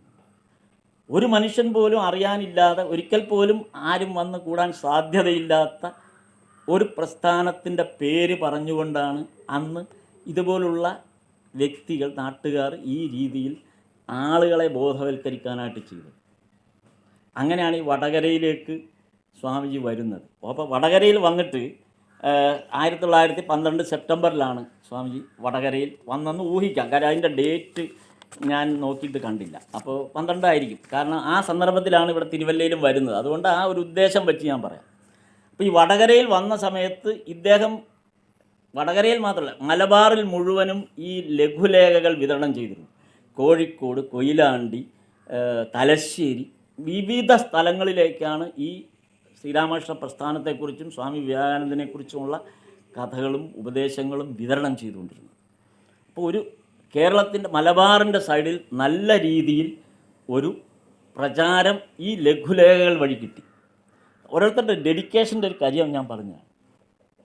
എങ്ങനെയാണ് ഇവർ ഈ പ്രസ്ഥാനത്തെ ഉയർത്തിക്കൊണ്ടുവരാൻ വേണ്ടി ഓരോരുത്തരുടെ ഡെഡിക്കേഷൻ പറഞ്ഞത്. അപ്പോൾ ഈ വടകരയിലാണ് ആദ്യമായിട്ട് മലബാറിൽ സ്വാമിജി കാലുകുത്തുന്നത്. അങ്ങനെ ഈ 12 സെപ്റ്റംബർ 12 ആദ്യം വടകരയിലാണ്. ഈ പറഞ്ഞ സ്ഥലങ്ങളിൽ നിന്നെല്ലാം ആളുകൾ അവിടെ വന്നു. അപ്പോൾ അതിൽ ഒരാൾ തലശ്ശേരിയിലെ ഒരു അഡ്വക്കേറ്റ് കണ്ണൻ നായർ. എല്ലാ അഡ്വക്കേറ്റന്മാരാണ് ഇതിൻ്റെ അകത്ത് പ്രധാന. നമ്മൾക്ക് കേരളത്തിലെ മുഴുവൻ അഡ്വക്കേറ്റ് സമൂഹത്തോട് നന്ദിയുള്ളവരായിരിക്കണം. കാര്യം ശ്രീരാമകൃഷ്ണ പ്രസ്ഥാനത്തെ പടുത്തുയർത്താൻ അഡ്വക്കേറ്റന്മാരാണ് അങ്ങോളം ഇങ്ങോളം. എല്ലായിടത്തും അഡ്വക്കേറ്റന്മാരാണ്. അഡ്വക്കേറ്റന്മാരില്ലാത്ത ആരും ഈ സ്ഥലം മേടിക്കാനും ഒക്കെ, കാര്യം അവരെയും കൂടെ ആവശ്യമുണ്ട്. ഈ സ്ഥലം മേടിക്കുമ്പോഴുള്ള ആ കാര്യങ്ങൾക്കൊക്കെ ഇവർ ആവശ്യമായതുകൊണ്ടായിരിക്കും ഒരു പക്ഷേ ആ സാങ്കേതികമായി ഇവർക്കായിരിക്കും കുറച്ചുകൂടെ മുൻകൈ എടുക്കാൻ സാധിക്കുക, അതുകൊണ്ടായിരിക്കാം. അപ്പോൾ കണ്ണൻ നായരാണ് ഇത് തലശ്ശേരിയിൽ നിന്ന് വന്നിട്ട് സ്വാമിയെ വിളിച്ച് തലശ്ശേരി കൊണ്ടുപോകും. ഈ വടകരയിൽ ഇറങ്ങിയപ്പോൾ അവിടുന്ന് വടകരയിലെ സന്ദർശനം കഴിഞ്ഞ് നേരെ തലശ്ശേരി കൊണ്ടുപോകും. തലശ്ശേരിയിൽ നിന്ന് തിരിച്ചു വരുമ്പോൾ സ്വാമിയോട് കോഴിക്കോട്ട് ഇറങ്ങണം എന്ന് അവിടുത്തെ അദ്ദേഹത്തിൻ്റെ പേര് വി രാജഗോപാലൻ തമ്പി എന്ന് പറയുന്ന DYSP സ്വാമിയെ അറിയിച്ചു. ഒരു തിരിച്ചു വരുന്നത് വഴി കോഴിക്കോട്ട് ഇറങ്ങണം എന്നത്. അങ്ങനെ DYSP രാജഗോപാലൻ തമ്പി പറഞ്ഞതനുസരിച്ച് കോഴിക്കോട്ടിറങ്ങി രാജഗോപാലൻ തമ്പിയെ കണ്ടു. അവർ തമ്മിൽ സംസാരിച്ചപ്പോഴാണ് പഴയ ഒരു കഥ, ഒരു കടം വീടലിന് വേണ്ടിയിട്ടാണ് സ്വാമിയോട് വരണമെന്ന് പറഞ്ഞത്. കാരണം സ്വാമി വിവേകാനന്ദൻ ഷൊർണൂർ റെയിൽവേ സ്റ്റേഷനിൽ ഇറങ്ങിയപ്പോൾ ആദ്യമായി ഭിക്ഷ കൊടുത്ത ആളുടെ മകനാണ് ഈ രാജഗോപാലൻ തമ്പി.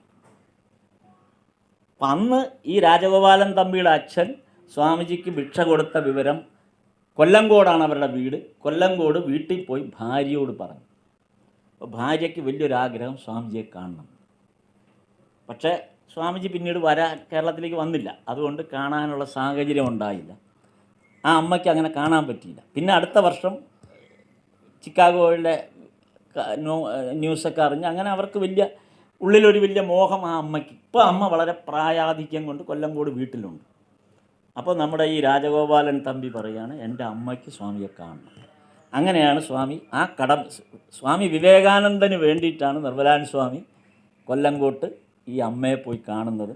ആ യാത്ര കൊണ്ട് ഗുണമുണ്ടായി. അവിടുത്തെ ഒരു സ്കൂള്, ഈ DYSP ഉൾപ്പെടെയുള്ള ആളുകൾ മുൻകൈയെടുത്ത് കൊല്ലങ്കോട്ടെ ഒരു സ്കൂള് വാങ്ങി ശ്രീരാമകൃഷ്ണ സംഘത്തിന് ദാനം ചെയ്തു.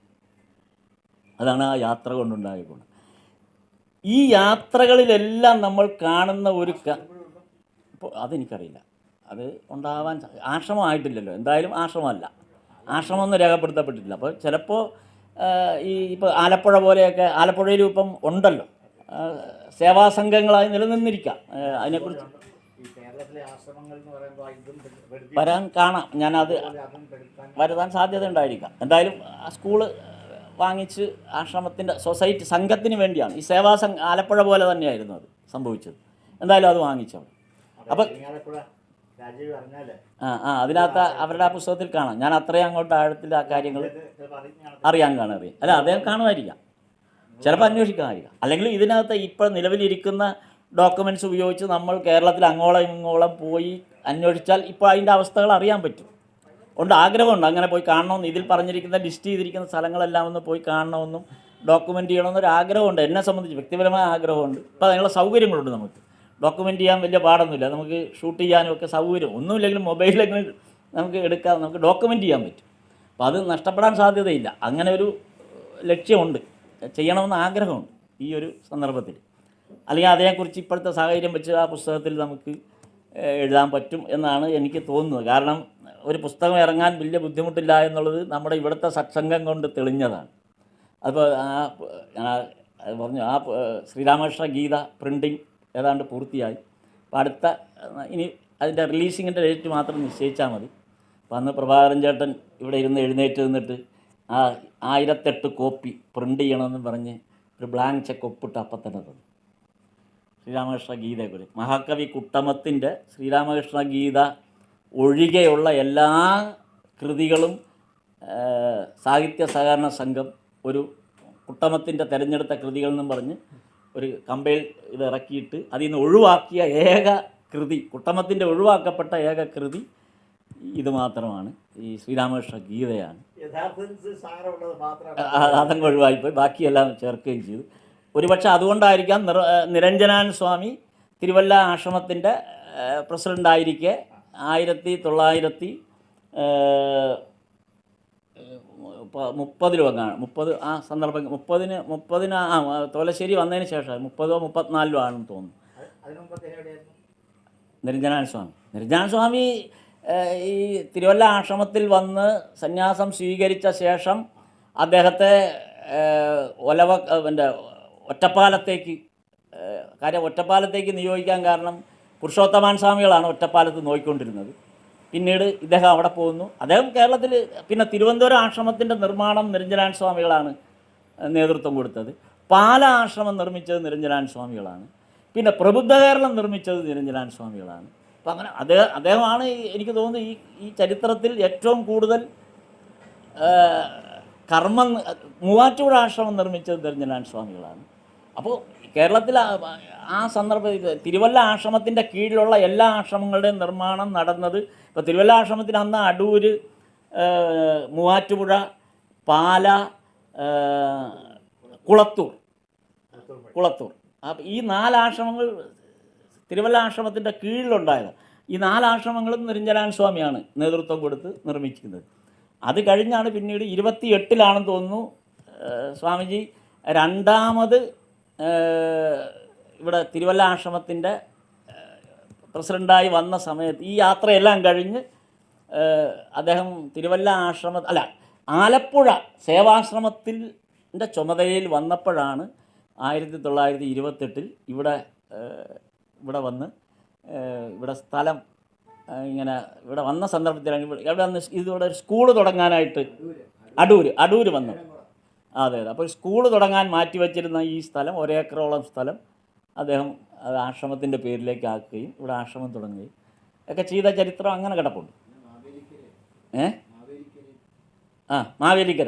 മാവേലിക്കര ആ കൂട്ടത്തിൽ ഇല്ല. അതേസമയം മുട്ടം ആശ്രമം ആ സമയത്ത് നിർമ്മലാനന്ദ സ്വാമിയുടെ സമയത്ത് ഉണ്ടായതാണ്. അങ്ങനെ എന്തോ ഉണ്ടായിരുന്നായിരിക്കും. പക്ഷേ ആശ്രമം എന്നുള്ള നിലയിൽ മാവേലിക്കരയെ പരാമർശിക്കപ്പെട്ട് കണ്ടില്ല. ആ അവിടെ നിന്ന് ഒരിടത്തും കണ്ടില്ല. അപ്പോൾ അതാണ് ഇപ്പോൾ ഞാൻ പറഞ്ഞു വന്നത്. അപ്പോൾ ഈ കൊല്ലങ്കോട് വന്ന് ഈ അമ്മയെ കാണുകയും അവിടെ ഒരു ആശ്രമത്തിൻ്റെ ഇതുണ്ടാകുകയും ചെയ്തു. അപ്പോൾ ഇതും 1912 ഇത് സംഭവിക്കുന്നത്. പിന്നീട് 14 ഒറ്റപ്പാലത്ത് വരുന്നത്. വരാൻ കാരണം ബാംഗ്ലൂരിൽ നിന്ന് തിരുവനന്തപുരം വരെയോ അല്ലെങ്കിൽ തിരുവല്ല വരെയോ ആണ് വന്ന് താമസിക്കുന്നത്. തിരുവല്ലയിൽ അപ്പോൾ ഈ ബാംഗ്ലൂർ ടു തിരുവല്ല സഞ്ചരിക്കുമ്പോൾ ഇടയ്ക്ക് ഒരു റെസ്റ്റിംഗ് സ്ഥലമുണ്ടെങ്കിൽ കൂടുതൽ നന്നായിരിക്കും എന്നുള്ള ആഗ്രഹം കൊണ്ടാണ് ഒറ്റപ്പാലത്ത് വരാനൊരു സാഹചര്യമുണ്ട്. ഒറ്റപ്പാലത്ത് എനിക്കൊന്ന് ഞാൻ അദ്ദേഹത്തിൻ്റെ പേര് അത് തന്നെ, അതും ഒരു വക്കീൽ VK നാരായണൻ നായരാണ്. അതാണ് എല്ലാവരും വക്കീലന്മാരാണ് ഇതിനൊക്കെ വഴിവഴിച്ചത്. അപ്പോൾ വക്കീൽ VK നാരായണൻ നായരാണ് ക്ഷണിച്ചിട്ട് ഒറ്റപ്പാലം റെയിൽവേ സ്റ്റേഷന് തെക്ക് കിഴക്കായി പാലപ്പുറത്തിനടുത്ത് ഏർക്കാട്ടിരി എന്ന ഗ്രാമം, ആ ഗ്രാമത്തിലാണ് ആ ഗ്രാമം ഇഷ്ടപ്പെട്ടിട്ട് ഇവിടെ ഒരു ആശ്രമം വരണം എന്നുള്ളൊരാഗ്രഹം ഈ 14 സ്വാമി സൂചിപ്പിച്ചതേ ഉള്ളൂ. പക്ഷേ അത് വരുന്നത് അതിനുള്ളൊരു കാരണം എന്ന് വെച്ചാൽ അവിടെ കമലാലയം എന്നൊരു പ്രസ് ഉണ്ടായിരുന്നു ഈ ഏർക്കാട്ടിരിയിൽ. ഈ പ്രസ്സിൻ്റെ മുകളിലുള്ള മുറിയാണ്, 2 നില കെട്ടിടമാണ്. അതിൻ്റെ മുകളിലുള്ള മുറിയിലാണ് ശ്രീരാമകൃഷ്ണ സംഘം, എല്ലായിടത്തും ശ്രീരാമകൃഷ്ണ സംഘങ്ങൾ തുടങ്ങിക്കഴിഞ്ഞിരുന്നു ഈ സന്ദർഭത്തിൽ. ഈ മലബാറിൽ എല്ലായിടത്തും ആദ്യത്തെ വരവോടുകൂടി തന്നെ സംഘങ്ങൾ. അപ്പോൾ ഇവിടെ ഈ 14 ഇവിടെ ഒരു സംഘം രൂപീകരിച്ച് ഈ കമലാ പ്രസിൻ്റെ മുകളിൽ പ്രവർത്തിച്ചുകൊണ്ടിരുന്നപ്പോൾ അങ്ങനെയാണ് അവിടെ ഏതാണ്ട് 1914 അദ്ദേഹം എല്ലാ കൊല്ലവും ഇവിടെ വരുമായിരുന്നു. 14 മുതൽ എല്ലാ കൊല്ലവും ഈ ഒറ്റപ്പാലത്ത് വന്ന് താമസിക്കുന്നത് ഈ കമലാ പ്രസിൻ്റെ മുകളിലുള്ള ഈ മുറിയിലാണ്, സൊസൈറ്റി നടത്തുന്ന മുറിയിലാണ്. അപ്പോഴാണ് ഒരു ആശ്രമം വേണമെന്ന് ആഗ്രഹിച്ചു എന്ന് പറയുന്നതും അവിടുത്തെ ഒരു നമ്പൂതിരിമാർ ഒരു ക്ഷേത്രം, അതായത് ഒരു സുബ്രഹ്മണ്യ ക്ഷേത്രം നിർമ്മിക്കാനായിട്ടൊരു സ്ഥലമാണെന്ന്. അവിടെ ഒരു 4.5 ഏക്കർ സ്ഥലം കണ്ടെത്തി ഒരു പഴയ കെട്ടിടം ഒരു ക്ഷേത്രത്തിന് വേണ്ടി കണ്ടുവച്ചിരുന്ന ഒരു 4.5 ഏക്കർ സ്ഥലവും ഒരു കെട്ടിടവും കൂടെ നിർമ്മലാനന്ദ സ്വാമിയുടെ ശ്രദ്ധയിൽപ്പെടുന്നത്. അങ്ങനെ അവർ ഈ വക്കീലും കൂടെ ചേർന്ന് അത് ചോദിക്കുകയാണ്, ആ സ്ഥലം തരുമോ. അപ്പോൾ നമ്പൂതിരിമാർ ആദ്യം ചോദിച്ച് നിർമ്മലാനന്ദ സ്വാമിയോട് ചോദിച്ചു, നിങ്ങളുടെ ജാതി എന്താണെന്ന് ചോദിച്ചു. അപ്പം നിർമ്മലാനന്ദ സ്വാമി പറഞ്ഞു, സന്യാസിക്ക് ജാതിയില്ല, അച്ഛൻ്റെ ജാതി എന്താണെന്ന് ചോദിച്ചു. അപ്പോൾ പറഞ്ഞു സന്യാസിയുടെയും പൂർവ്വ ഇത് അന്വേഷിക്കേണ്ട കാര്യമില്ല. അവസാനം അവരുമായിട്ടുള്ളൊരു തർക്കത്തിൽ നിർമ്മലാനന്ദ സ്വാമിയാണ് ജയിച്ചത്. ആ തർക്കത്തിൽ ജയിച്ചതിൻ്റെ സന്തോഷത്തിൽ അവർ പറഞ്ഞു, ഞങ്ങളൊന്നും നോക്കി ഈ 4.5 ഏക്കർ എടുത്തോളാൻ പറഞ്ഞു. അവിടെ വെച്ച് രജിസ്റ്റർ ചെയ്യാം. ആ സ്പോട്ടിൽ വെച്ച് 4.5 ഏക്കർ 1914 ഒറ്റപ്പാലത്ത് രജിസ്റ്റർ ചെയ്യണം. ആ സ്ഥലം കിട്ടി. എന്നിട്ട് ആ സ്ഥലത്താണ് പിന്നീട് 1926 14 രജിസ്റ്റർ ചെയ്യുന്നത്. 26 നിരഞ്ജനാനന്ദാശ്രമം, നിരഞ്ജനാനന്ദ എന്നുള്ള പേരിൽ, അത് ശ്രീരാമകൃഷ്ണദേവൻ്റെ ഡയറക്റ്റ് ഡിസേബിളായ നിരഞ്ജനാനന്ദ സ്വാമിയുടെ പേരിലാണ്. ഇപ്പോൾ ഇവിടെ തിരുവനന്തപുരത്ത് ബ്രഹ്മാനന്ദ എന്നിട്ട പോലെ ആശ്രമം. അപ്പോൾ നിരഞ്ജനാനന്ദ ആശ്രമം എന്നുള്ള പേരിൽ 1926 14 അത് ആധാരം എഴുതുന്നത്. പക്ഷേ 26 അതാണ് ഞാൻ പറഞ്ഞത്. 15 മുമ്പിലാണ് മുഴുവൻ കാര്യങ്ങളും നടന്നിട്ടുള്ളത്. അതിൻ്റെ ഒരു ആഫ്റ്റർ എഫക്റ്റ് മാത്രമാണ് പിന്നീട് നടന്നിട്ടുള്ളത്. ഈ ആശ്രമങ്ങൾ ഉണ്ടാവുകയൊക്കെ ചെയ്ത് പിന്നീട് വരുന്നതാണ്. ഈ 14 സന്ദർശന വേളയിലാണ് കൊയിലാണ്ടിയിലും, ഈ സെയിം ടൈമിലാണ് കൊയിലാണ്ടിയിലും പോകുന്നത്. ഈ 14 ഒറ്റപ്പാലത്ത് വന്ന അതേ സന്ദർഭത്തിൽ തന്നെയാണ് സ്വാമിജി കൊയിലാണ്ടിയിലും വരുന്നത് 1905. അത് കൊയിലാണ്ടിയിലും ഒരു വക്കീലാണ് K. കൃഷ്ണൻ നായർ. എല്ലായിടത്തും വക്കീലന്മാരാണ്. ഒരു വക്കീലന്മാർ മാത്രമാണ് ഇതിൻ്റെ പിന്നിൽ പ്രവർത്തിച്ചത് എല്ലായിടത്തും. അതെ, K. കൃഷ്ണൻ നായർ എന്ന് പറഞ്ഞൊരു വക്കീലാണ്. അപ്പോൾ അവിടെ യോഗമഠം എന്ന് പറഞ്ഞൊരു സ്ഥാപനം ഉണ്ടായിരുന്നത് ആശ്രമത്തിന് വേണ്ടിയിട്ട് അവിടെ ഒരു പൊതുയോഗം വിളിച്ചു കൂട്ടി. ആ പൊതുയോഗം തീരുമാനിച്ചു ഇത് ശ്രീരാമകൃഷ്ണ ആശ്രമത്തിന് ഇത് കൊടുക്കാം, കൊയിലാണ്ടി. അങ്ങനെയാണ് യോഗമഠം അവിടെ 14 സ്വീകരിക്കുകയും പക്ഷേ 15 ആശ്രമത്തിന് വേണ്ടി തറക്കല്ലിട്ടത്. ഈ 14 മുതൽ നമ്മുടെ പുരുഷോത്തമൻ സ്വാമികൾ, അന്ന് പുരുഷോത്തമൻ സ്വാമികൾ ഈ പറയുന്ന സമയത്ത് ഇവിടെ ആരും സ്വാമിമാരില്ല, നീലകണ്ഠ ഭക്തനെ അവിടെ നിയോഗിക്കുന്നത് അത് നോക്കാനായിട്ട്. അങ്ങനെയാണ് അവിടെ പോയി. ഈ നിരഞ്ജനാൻ സ്വാമികളും അതേ തുടർന്ന് അവിടെ അന്ന് നിരഞ്ജനാൻ സ്വാമിയല്ല, അദ്ദേഹം ഒരു പബ്ലിക് എന്നുള്ള ലെവലിലുള്ള ആൾ. അപ്പോൾ അദ്ദേഹം അവിടെ പോയി നിന്ന് ഇതൊക്കെ നോക്കി നടത്തുകയാണ്. അപ്പോൾ ഇത്തരം ആൾ അന്ന് സ്വാമിമാരേ ഉണ്ടായിട്ടില്ല ഒരിടത്തും. ഈ ആളുകളാണ് ഈ ആശ്രമങ്ങൾ സൃഷ്ടിക്കുന്നതിന് വേണ്ടിയിട്ട് ഇത് ചെയ്തിട്ടുള്ളത്. സമയം 12:30 അല്ലേ, 11:30. എത്ര വരെ ആകാം സാറേ? എത്ര വരെയാണ് ഉദ്ദേശിച്ചത്? 12 വരെ. ഓക്കെ. അപ്പോൾ അതാണ് കൊയിലാണ്ടി ആശ്രമത്തിൻ്റെ ഒരു സന്ദർഭം. അപ്പോൾ ഈ സ്വാമി ഇതിനകത്തൊരു കാര്യം പറഞ്ഞിട്ടുണ്ടായിരുന്നു.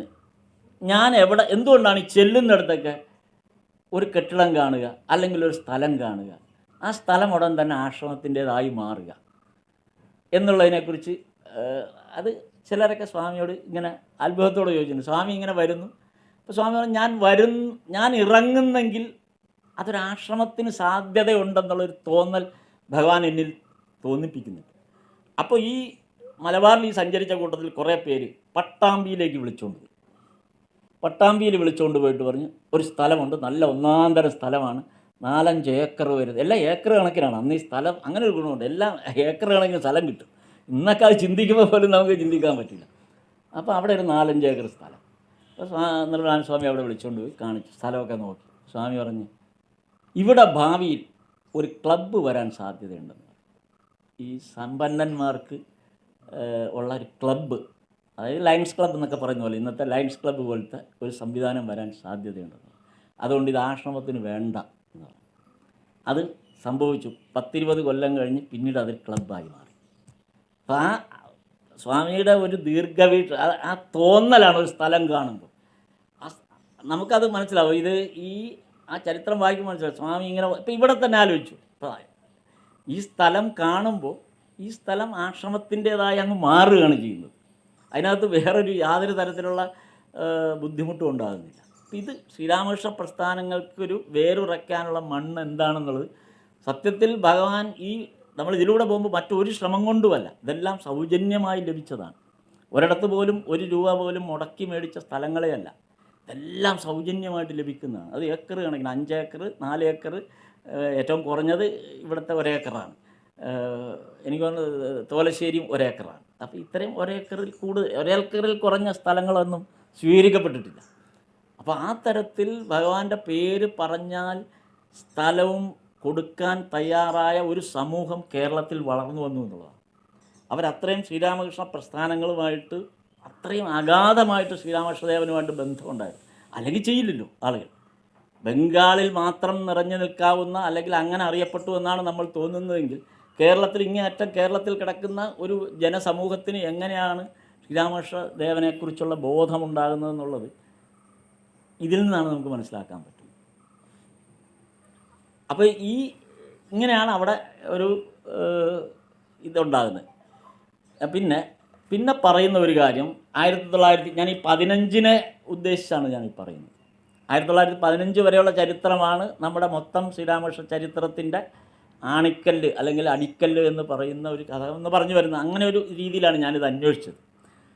ഈ 15 തിരുവല്ല ആശ്രമത്തിൻ്റെ ഒരു ആഘോഷം, അവിടെ ഉത്സവം നടക്കുക. ആശ്രമത്തിൻ്റെ പേര് ഭഗവാന്റെ ജന്മദിനത്തിന് ഉത്സവം നടക്കും എല്ലാ വർഷവും. 13 ആശ്രമം തുടങ്ങിയ മുതൽ എല്ലാ വർഷവും ഈ 13 ആശ്രമം നടന്ന എല്ലാ സ്ഥലങ്ങളിലും ജന്മദിനാഘോഷമുണ്ട്. തിരുവല്ലയിലെ ആഘോഷത്തിൻ്റെ ഒരു പ്രത്യേകത, ആനപ്പുറത്ത് എഴുന്നള്ളത്തുണ്ട്. 4ഉം 5ഉം ആനപ്പുറത്ത് ഭഗവാന്റെ പടം വച്ച് നമ്മൾ ഇന്ന് കാണും വലിയ ഗംഭീരമായ എഴുന്നള്ളത്ത് സ്ഥിരമായി നടത്തിയിരുന്നത് തിരുവല്ലയാണ്. അപ്പോൾ ഈ 15 സ്വാമി നിർമ്മലാനന്ദ സ്വാമി തിരുവല്ലയിൽ ഈ ആഘോഷം നടത്താനായിട്ട് വന്നപ്പോൾ അന്ന് വെള്ളപ്പൊക്കമായിപ്പോയി. അതുകൊണ്ട് ആന എഴുന്നള്ളിക്കൽ നടക്കില്ല. അപ്പോൾ ആളുകളെല്ലാം കൂടെ തീരുമാനിച്ചു എഴുന്നള്ളത്ത് മുടക്കാൻ പറ്റില്ല. അങ്ങനെ അത്രയും വള്ളങ്ങൾ കൊണ്ടുവന്ന് വള്ളത്തിൽ അലങ്കരിച്ച് ഭഗവാന്റെ പടം വെച്ച് വള്ളത്തിലായിരുന്നു എഴുന്നള്ളത്ത്. അന്ന് വെള്ളപ്പൊക്കത്തിൽ നമ്മളിപ്പോൾ കഴിഞ്ഞ വെള്ളപ്പൊക്കം ആലോചിച്ചാൽ മനസ്സിലാവും. ആ തലത്തിൽ വള്ളത്തിലാണ് അത് ഈ അലങ്കരിച്ച ഇതുകൊണ്ട് വന്ന് എഴുന്നള്ളുക. അപ്പോൾ സ്വാമി പക്ഷേ തിരുവല്ല ആശ്രമത്തിനകത്ത് തന്നെ ഇരിക്കുകയായിരുന്നു. പഴയ ആശ്രമം അവിടെ ഇരിക്കുകയായിരുന്നു. അങ്ങനെ അവിടെ ഇരുന്നിക്കുന്ന സമയത്ത് സ്വാമിജി അവിടെ 2-3 ആൾ, എന്നാൽ ആ അഡ്വക്കേറ്റ് ആയിരുന്ന അതിൻ്റെ കാര്യങ്ങൾക്കൊക്കെ മുൻകൈയെടുത്ത ഒരു നാരായണപിള്ള, അതേപോലെ തന്നെ പിന്നെ വരുന്നത് ഒരു പത്മനാഭൻ തമ്പി, മുൻസിഫ് M.R. നാരായണപിള്ള. അപ്പോൾ ഇവരുമായിട്ടിരുന്നുകൊണ്ട് സ്വാമി തിരുവല്ല ആശ്രമത്തിനകത്തിരുന്ന് ചർച്ച ചെയ്യുക. അപ്പോൾ സ്വാമി പറഞ്ഞു, നമ്മളിപ്പം മലബാറിൽ പോയി സ്ഥലം കണ്ടു, കേരളത്തിൽ പലയിടത്തും സ്ഥലം കണ്ടു. അപ്പോൾ കേരളത്തിൽ അങ്ങോളം ഇങ്ങോളം, കേരളത്തിൽ ഞാനിപ്പോൾ സൗകര്യത്തിന് പറഞ്ഞാണ്, അന്ന് അത് പറയാൻ പറ്റില്ലല്ലോ, അന്ന് തിരുവിതാംകൂറും കൊച്ചി മലബാറും വരും. അപ്പോൾ ഇവിടങ്ങളിൽ ഇനി ശ്രീരാമകൃഷ്ണദേവൻ്റെയും സ്വാമിജിയുടെയും എല്ലാം സന്ദേശങ്ങൾ എത്തണമെങ്കിൽ നമുക്കൊരു പ്രസിദ്ധീകരണം വേണം.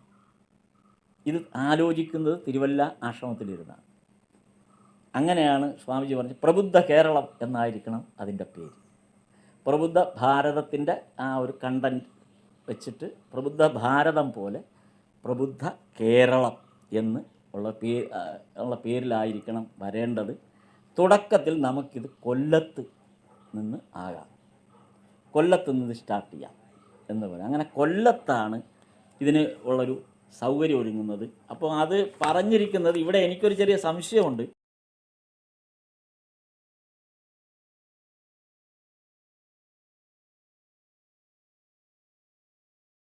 ഇതിനിടയിൽ ആണല്ലേ? അപ്പോൾ ഈ പറഞ്ഞ NS പണ്ടാല ശരിയാണ് അല്ലേ? ആ, കറക്റ്റ്. അപ്പം അപ്പോൾ വക്കീലാണോ? ഓ, കറക്റ്റ്. അപ്പം കറക്റ്റാണ്. എനിക്കത് വലിയ സംശയം വന്നു. ഈ NS പണ്ടാലയെയും ഇതും കൂടെ എനിക്കൊരു സംശയം വന്നു, ഇത് ശരിയാണോ അല്ലയോ എന്നുള്ളത്. കറക്റ്റ്. അപ്പോൾ അത് ക്ലിയറായി. അപ്പോൾ NS പണ്ടാല, ശങ്കരൻ പണ്ടാലയെ ആയ അഡ്വക്കേറ്റ് ശങ്കരൻ പണ്ടാലയാണ് പ്രബുദ്ധ കേരളത്തിൻ്റെ ആദ്യത്തെ എഡിറ്ററായിട്ട് തീരുമാനിക്കുന്നത്. അപ്പോൾ അദ്ദേഹമാണ് കൊല്ലത്തുനിന്ന് ഇത് തുടങ്ങുന്നത്. എന്നിട്ട് തിരുവിതാംകൂറിൽ ഇതിൻ്റെ പ്രചരണം നടത്തണമെന്ന് പറഞ്ഞു. എല്ലായിടത്തും പോയി പ്രസംഗിച്ച് പ്രചരണം നടത്തണം. അപ്പോൾ അതിനുവേണ്ടി വേലുക്കുട്ടി മേനോൻ എന്ന് പറഞ്ഞ ഒരാളെയാണ് നിയോഗിച്ചത്. അങ്ങേര് വലിയ പ്രഭാഷകനായിരുന്നു. അപ്പോൾ അങ്ങേര് എല്ലാ ഗ്രാമാന്തരങ്ങളിലും പോയി പ്രഭാഷണം നടത്തും ഈ പ്രബുദ്ധ കേരളത്തിനെ വെച്ച്. എന്നിട്ട് അവിടെ വെച്ച് ഈ പ്രബുദ്ധ കേരളം വിതരണം ചെയ്യും. അങ്ങനെയാണ് പ്രബുദ്ധ കേരളത്തിന് വരിക്കാരെ ഉണ്ടാക്കാനും വായനക്കാരെ ഉണ്ടാക്കാനുമായിട്ട് നിർമ്മലാനന്ദ സ്വാമി ഒരു ശ്രമം നടത്തിയതാണ്. 1915 വരെ പറയുമ്പോഴും ഒരു കാര്യം ആലോചിക്കണം, കേരളത്തിൽ സന്യാസിമാരില്ല. ആകെ ഒരു സന്യാസി നിർമ്മലാനന്ദ സ്വാമി മാത്രമാണ്. 15 വരെ ആരും സന്യാസിമാരേയില്ല. ആ സന്യാസിമാർ പോലും ഇല്ലാതെയാണ് ഇത്രയും ശ്രീരാമകൃഷ്ണ പ്രസ്ഥാനത്തിൻ്റെ വളർച്ചയ്ക്ക് സമൂഹം എത്രമാത്രമാണ് മുൻകൈയെടുത്തത്. ഈ പറഞ്ഞ ഇവരൊക്കെ പിന്നീട് സന്യാസിമാരാകുന്നുണ്ട്. NS പണ്ടാലയായാലും ശരി, ഈ പറഞ്ഞിരിക്കുന്ന ഇതിനകത്ത് വരുന്ന ഈ വന്ന ചെറുപ്പക്കാരെല്ലാം തന്നെ പിന്നീട് സന്യാസിമാരായി മാറുന്നുണ്ട്. പക്ഷേ ഈ 15 വരെ ഈ ശ്രമങ്ങൾ നടക്കുന്ന സന്ദർഭങ്ങളിൽ ആരും തന്നെ ഒരു സന്യാസി പോലും കേരളത്തിൽ, ബ്രഹ്മചാരി പോലും ഉണ്ടായിരുന്നില്ല എന്നുള്ളതാണ് നമ്മൾ അറിയേണ്ട വേറൊരു കാര്യം. അപ്പോൾ കൊയിലാണ്ടി ആശ്രമത്തിൻ്റെ പ്രതിഷ്ഠ നടത്തിയ ശേഷം തിരുവല്ലയിൽ നിന്ന് നീലകണ്ഠ ഭക്തൻ പോയപ്പോൾ തിരുവല്ല ആശ്രമത്തിൽ ഒരു രാമൻ പിള്ള എന്ന ആളാണ് വന്നത്. ആ ആശ്രമങ്ങളുടെ നടത്തിപ്പിൻ്റെ ഒരു രീതിയാണ് ഞാൻ പറയുന്നത്. കൊയിലാണ്ടി ആശ്രമം അത് പ്രതിഷ്ഠ നടത്തിയിട്ട് നീലകണ്ഠ ഭക്തൻ, തിരുവല്ലയിലുണ്ടായിരുന്ന നീലകണ്ഠപിള്ള കൊയിലാണ്ടി ആശ്രമത്തിൻ്റെ ചുമതലയായിട്ട് നിയോഗിക്കപ്പെടുന്നു. തിരുവല്ലയിൽ ആ സ്ഥാനത്ത് രാമൻ പിള്ള എന്ന ആളാണ്, ഒരു പത്മനാഭൻ പിള്ള. ഈ രാമൻ പിള്ളയും പത്മനാഭൻ പിള്ളയും കൂടിയാണ് തിരുവല്ലയുടെ ചുമതല, ആശ്രമത്തിൻ്റെ ചുമതല വഹിക്കുന്നത്. ഈ രാമൻ പിള്ളയാണ് ചിദ്ഭാസാനന്ദ സ്വാമിയായി, പത്മനാഭപിള്ള നിർവികാരാനന്ദ സ്വാമിയായി. അപ്പോൾ അതുപോലെ തന്നെ ഈ പത്മനാഭപിള്ള തിരുവല്ല ആശ്രമത്തിൻ്റെ ചുമതല വഹിക്കുമ്പോൾ അദ്ദേഹം ഹൈസ്കൂൾ വിദ്യാർത്ഥിയാണ്. അങ്ങനെ ഒരാളാണ് തിരുവല്ല ആശ്രമത്തിൻ്റെ ചുമതല ഏറ്റെടുത്തത്, ഒരു സ്കൂൾ വിദ്യാർത്ഥിയാണ്. അതുകൂടാതെ ഇടയ്ക്ക് ആറന്മുളയിൽ നിന്നൊരു രാമൻപിള്ള വന്ന് തിരുവല്ലാശ്രമത്തിൻ്റെ ചുമതല നോക്കി. അങ്ങനെ ഒരാൾ വേണം. അദ്ദേഹമാണ് പിന്നീട് ശേഖരാനന്ദ സ്വാമിയായത്. ഈ വന്നവരെല്ലാം പിന്നീട് സ്വാമിമാരായി. അത് ഇതിനകത്ത് വളരെ രസകരമായൊരു ഇത് പറഞ്ഞാൽ, ഏകദേശം തിരുവല്ല ഈ മധ്യ തിരുവിതാംകൂറിൽ നിന്ന് 40 പരം 1, 2, 3, 4, 5, 6, 7, 8, 9, 10, 11, 12, 13, 14, 15, 16, 17, 18, 19, 20, 21 പേരാണ് ആ സമയത്ത് സന്യാസിമാരായി മാറിയത്. ഇവരൊക്കെ ആശ്രമത്തിൻ്റെ ഈ നിർമ്മാണ പ്രവർത്തനങ്ങൾക്കും ഇതിനും വേണ്ടി സമൂഹത്തിലുണ്ടായിരുന്ന അധ്യാപകരായിട്ടും അല്ലെങ്കിൽ ഗൃഹസ്ഥരായിട്ടും ഒക്കെയുള്ള സാധാരണ ആൾക്കാരാണ്. അവരെല്ലാം തന്നെയാണ് പിന്നീട് ഈ പറഞ്ഞ ആറന്മുള രാമൻപിള്ളയൊക്കെ തന്നെയാണ് പിന്നീട് ആശ്രമങ്ങൾ സന്യാസിമാരായി മാറുകയും അവരാണ് പിന്നീട് ശ്രീരാമകൃഷ്ണ പ്രസ്ഥാനത്തിന് വേണ്ടി ഇത് ചെയ്തത്. പിന്നീട് നമുക്ക് ഈ കൂട്ടത്തിലാണ് നമുക്ക് വള്ളിക്കോടിൻ്റെ ഒരു ഭാഗത്തേക്കും കൂടെ വരാം. വള്ളിക്കോടിനെ കുറിച്ച് നമുക്കറിയണമല്ലോ. 1915, ഇപ്പോഴും നമ്മൾ 15 മുന്നോട്ട് പോയിട്ടില്ല കേട്ടോ. 15 തന്നെ നിൽക്കുകയാണ് ഇപ്പോഴും. അതാണ് ഞാൻ പറഞ്ഞത്, 1915 ആ ഒരു വലിയ ഒരു മൈൽ സ്റ്റോണാണ്. അതിൽ നിന്ന് ഇപ്പോഴും മുന്നോട്ട് വന്നിട്ടില്ല നമ്മൾ. 1915 തിരുവനന്തപുരം ആശ്രമത്തിൻ്റെ പണി നടക്കുന്നു. അതുകൊണ്ട് പത്മനാഭപിള്ളയെ, സ്കൂൾ വിദ്യാർത്ഥിയായിരുന്ന പത്മനാഭപിള്ളയെ അതിൻ്റെ ചുമതലപ്പെടുത്തി നിർവികാരാനന്ദ സ്വാമി. അതിനിടെ ദാമോദരന് സർക്കാർ ജോലി കിട്ടി, വിമോക്ഷാനന്ദ സ്വാമി, പിന്നീട് വിമോക്ഷാനന്ദ സ്വാമി ആകാണ്. അപ്പോൾ ദാമോദരന് സർക്കാർ ജോലി കിട്ടി. അപ്പോൾ തിരുവല്ലയിൽ അതുകൊണ്ട് അപ്പോൾ ഈ ജോലി തിരുവല്ലയിൽ തന്നെ കിട്ടിയത് കൊണ്ട് ഈ ദാമോദരൻ തിരുവല്ലയിൽ ജോലിയും എടുക്കും, ആശ്രമവും നോക്കും. അദ്ദേഹമാണ് പിന്നീട് വിമോക്ഷാനന്ദ സ്വാമിയായി മാറിയത്. അപ്പോൾ ഊണ് കഴിക്കാൻ മാത്രം വീട്ടിൽ പോകും. അപ്പോൾ ആശ്രമത്തിൽ ഊണിനുള്ള സാധ്യതയില്ല, അതുകൊണ്ട് ഊണ് കഴിക്കാൻ മാത്രം വീട്ടിൽ പോകും. അങ്ങനെയാണ് അവർ ആ ആശ്രമത്തെ നോക്കി നടത്തിയത്. അതുപോലെ തന്നെ 1921 മാന്നാർ സ്കൂളിലെ അധ്യാപക ജോലി രാജിവെച്ച് ബ്രഹ്മചാരിയാണ് നിരഞ്ജനാനന്ദ സ്വാമി വരുന്നത്. അതായത് നേരത്തെ പറഞ്ഞ NS പണ്ടാല, അതായത് 1915 പ്രബുദ്ധ കേരളത്തിൻ്റെ എഡിറ്ററായി. പിന്നീട് ഇപ്പോൾ നമ്മളിവിടെ എനിക്കും ആ വിവരം കിട്ടിയതിൽ വലിയ സന്തോഷമായി. അഡ്വക്കേറ്റ് കള്ളം പറയാൻ വയ്യാത്തതുകൊണ്ട് വക്കീൽ ജോലി ഉപേക്ഷിച്ച് മാന്നാർ സ്കൂളിൽ അധ്യാപകനായി മാറിയ നിരഞ്ജനാനന്ദ സ്വാമി പിന്നീട് 1921 തിരുവല്ല ആശ്രമത്തിൽ വന്ന് ബ്രഹ്മചാരിയാകുന്നു. 22 മാന്നാർ സ്കൂളിലെ മറ്റൊരു അധ്യാപകനായ വാഗീശ്വരാനന്ദ സ്വാമി ഇവിടെ തിരുവല്ല ആശ്രമത്തിൽ വന്ന് ഇതായി മാറി, ബ്രഹ്മചാരിയായി മാറി. പിന്നെ നിരഞ്ജനാനന്ദ സ്വാമിയെ പ്രബുദ്ധ കേരളത്തിൻ്റെ ചുമതലയായിട്ട് തിരുവനന്തപുരത്തേക്ക് വിടുന്നു. 1923 തിരുവല്ല ആശ്രമത്തിന് ശ്രീവല്ലഭ ക്ഷേത്രത്തിൻ്റെ അവിടെ നിന്നുള്ള ആ ഭാഗത്തു നിന്ന് ഒരു സ്ഥലം അന്വേഷിച്ചിട്ട് ഇവർ തുകലശ്ശേരിയിലേക്ക് മാറുന്നു. അങ്ങനെ തിരുവല്ല ആശ്രമം പൂർണ്ണമാകുന്നു. അപ്പോൾ തിരുവല്ല ആശ്രമം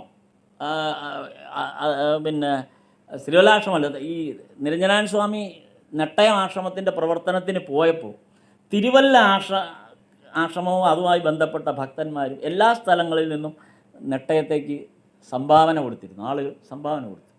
അപ്പോൾ തിരുവല്ല ആശ്രമത്തിൻ്റെ അവിടെ ഉള്ളവരെല്ലാം കൂടെ അത്രയും സംഭാവന കൊടുക്കാനുള്ള ഒരു സാധ്യത തിരുവല്ല ആശ്രമവുമായി ബന്ധപ്പെട്ടില്ലാത്തത് കൊണ്ട് ഇവിടുത്തെ ആളുകളെല്ലാം കൂടെ ഒരു നാടകം, മാർത്താണ്ഡവർമ്മ എന്ന് പറഞ്ഞൊരു നാടകം കളിച്ചിട്ട് 500 രൂപ കിട്ടി.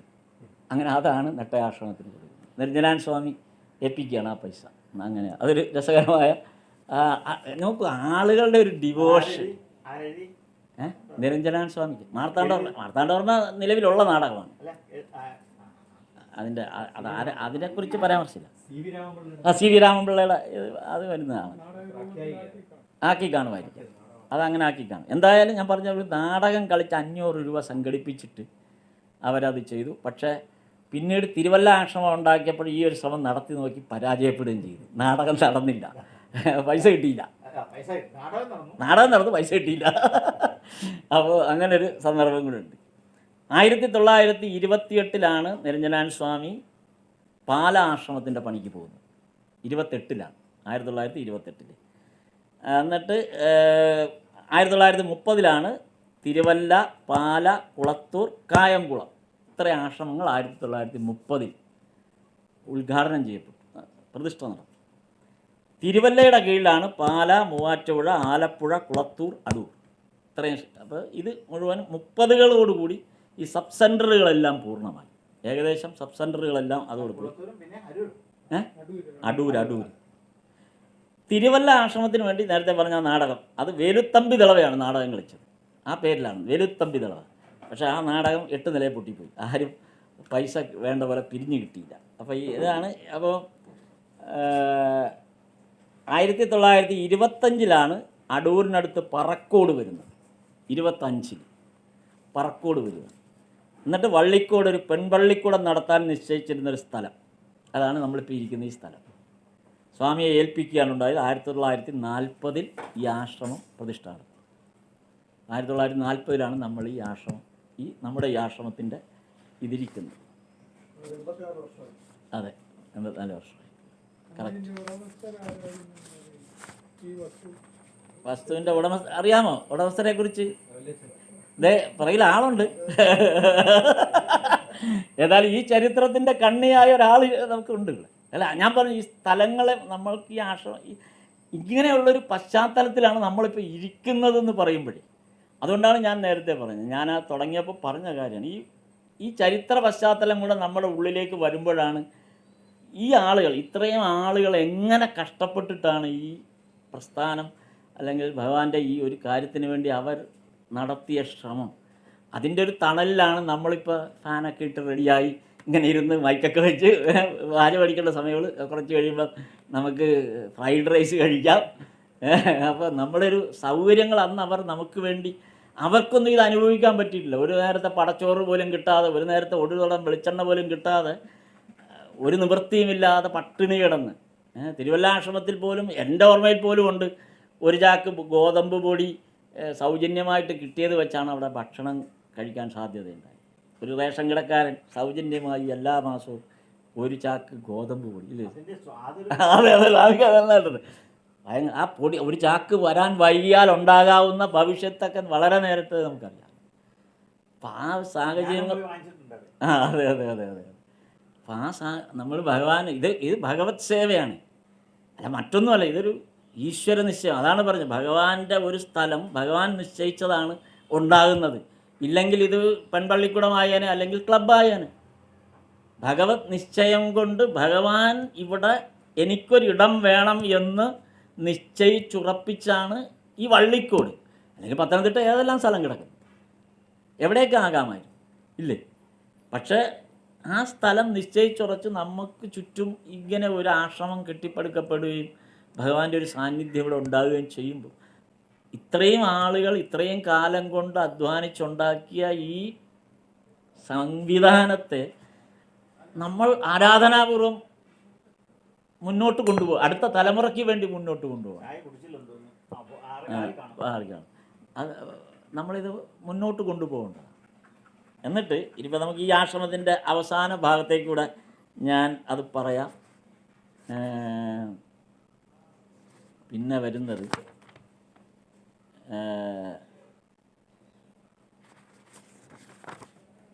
സമയക്കുറവുകൊണ്ട് കുറേ ഭാഗം നമുക്കങ്ങ് വിട്ടേക്കാം. നമ്മുടെ ഇവിടുത്തെ സ്വാമിമാരുടെ പേര് ഞാൻ ലിസ്റ്റ് ചെയ്ത് നോക്കിയതാണ്. ചിത് സുഖാനന്ദ സ്വാമി, നിർവികാരാനന്ദ, നിരഞ്ജനാനന്ദ, ശേഖരാനന്ദ, ചിദംബരാനന്ദ, നൈഷ്ഠികാനന്ദ, ചിത് പ്രഭാനന്ദ, ചിത് ഭാസാനന്ദ, ശുഭ്രാനന്ദ, വാഗീശ്വരാനന്ദ, ധീശ്വരാനന്ദ, നൃസിംഹാനന്ദ, ഓജസാനന്ദ, ഊർജസാനന്ദ,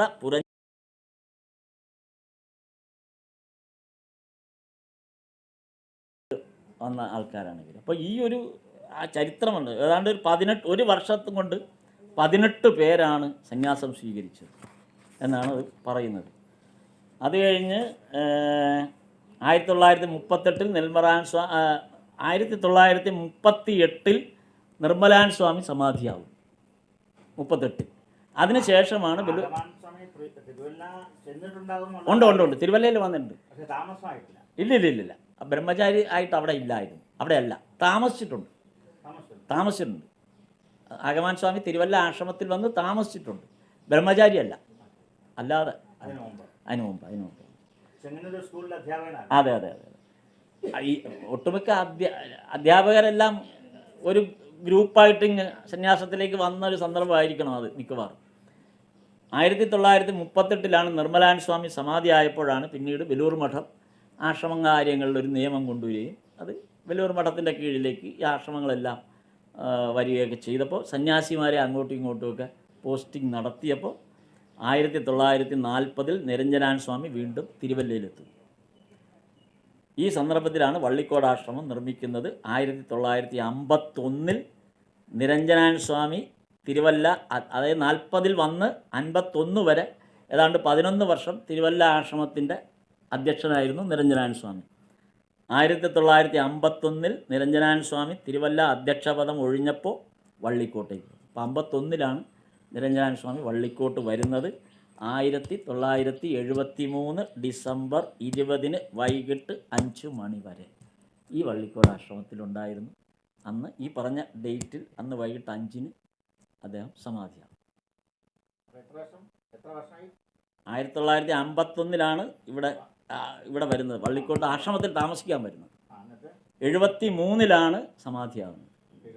73 ഡിസംബറിൽ ഇവിടെ ഡിസംബർ 20 വൈകിട്ട് 5 വള്ളിക്കോട് ആശ്രമത്തിൽ വെച്ച് സമാധി.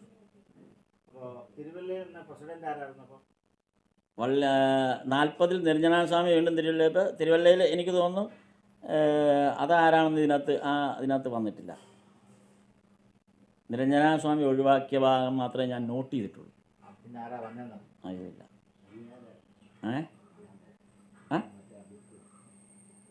ആ ബുക്കിൽ അതിൽ കാണും. അങ്ങനെ കാര്യം ഇതിൻ്റെ കുറെ കൂടെ കാര്യം നമ്മളിപ്പോൾ പ്രത്യേകിച്ച് ഞാൻ വള്ളിക്കോട് ആശ്രമത്തെ മാത്രമേ ഫോക്കസ് ചെയ്തുള്ളൂ. നമുക്കിപ്പോൾ ഇപ്പം തൽക്കാലം അത്ര അറിഞ്ഞാൽ മതിയല്ലോ. ബാക്കി കാര്യങ്ങൾ പിന്നെ ഒരുപാട് വരുന്നുണ്ട്. ഇപ്പം ഞാനിത് പ്രധാനമായിട്ട് ഉദ്ദേശിച്ചത് വള്ളിക്കോട് ആശ്രമ നമ്മളിവിടെ ഇരിക്കുമ്പോൾ നമ്മൾ ഈ വള്ളിക്കോട് ആശ്രമത്തെ തിരിച്ചറിയും. അതറിയാതെ ഇരിക്കുമ്പോൾ ഞാൻ നേരത്തെ പറഞ്ഞ ആ ഒരു സാഹചര്യം ഉണ്ടാകും. നമ്മളിത് പൂർണ്ണമായി അറിയുമ്പോൾ ആണ് നമുക്ക് ഈ മണ്ണിൻ്റെ ഒരു വില നമുക്ക് മനസ്സിലാകുന്നത്. ഈ 51 മുതൽ 71 വരെയുള്ള സമയത്തെ അന്ന് അതിനിടയ്ക്ക് മറ്റ് സന്യാസിമാരൊക്കെ ഉണ്ടായിരുന്നു? ഉണ്ട്. അതാണ് എനിക്ക് തോന്നുന്നത്. അത് ഇരിങ്ങാലക്കുട രാജീവ് ഇരിങ്ങാലക്കുട അത് റിസർച്ച് ചെയ്ത് ലിസ്റ്റ് ചെയ്തിട്ടുണ്ട്. അദ്ദേഹത്തിൻ്റെ കൂടെ അല്ല, അതിനുശേഷം ഇവിടെ സന്യാസിമാരുണ്ടായിട്ടില്ല. ഭാഗീശ്വരാൻ അത് ഇവിടെ ഉണ്ടായിരുന്നു. അത് തിരുവല്ല ഇവിടെ ആയിരുന്നു. ഇല്ല. അല്ല, ഈ ആശ്രമത്തിലാണോ ഉണ്ടായിരുന്നത് അതോ തിരുവല്ല ആശ്രമത്തിലുണ്ടായിരുന്നു? ഉണ്ടായിരുന്നു. ഭാഗീശ്വരാൻ സ്വാമി ഉണ്ടായിരുന്നു. ഓക്കെ. കാര്യം നിരഞ്ജനാൻ സ്വാമിയും ഭാഗീശ്വരാൻ സ്വാമിയും അവർ രണ്ടുപേരുമായിരുന്നു ഏറ്റവും അടുത്ത സുഹൃത്തുക്കളും. രണ്ടുപേരും ഒന്നിച്ചാണ് സന്യാസത്തിലേക്ക് വരുന്നത്. ഇല്ല, അത്തരം കാര്യങ്ങളിൽ ഞാൻ പോയിട്ടില്ല.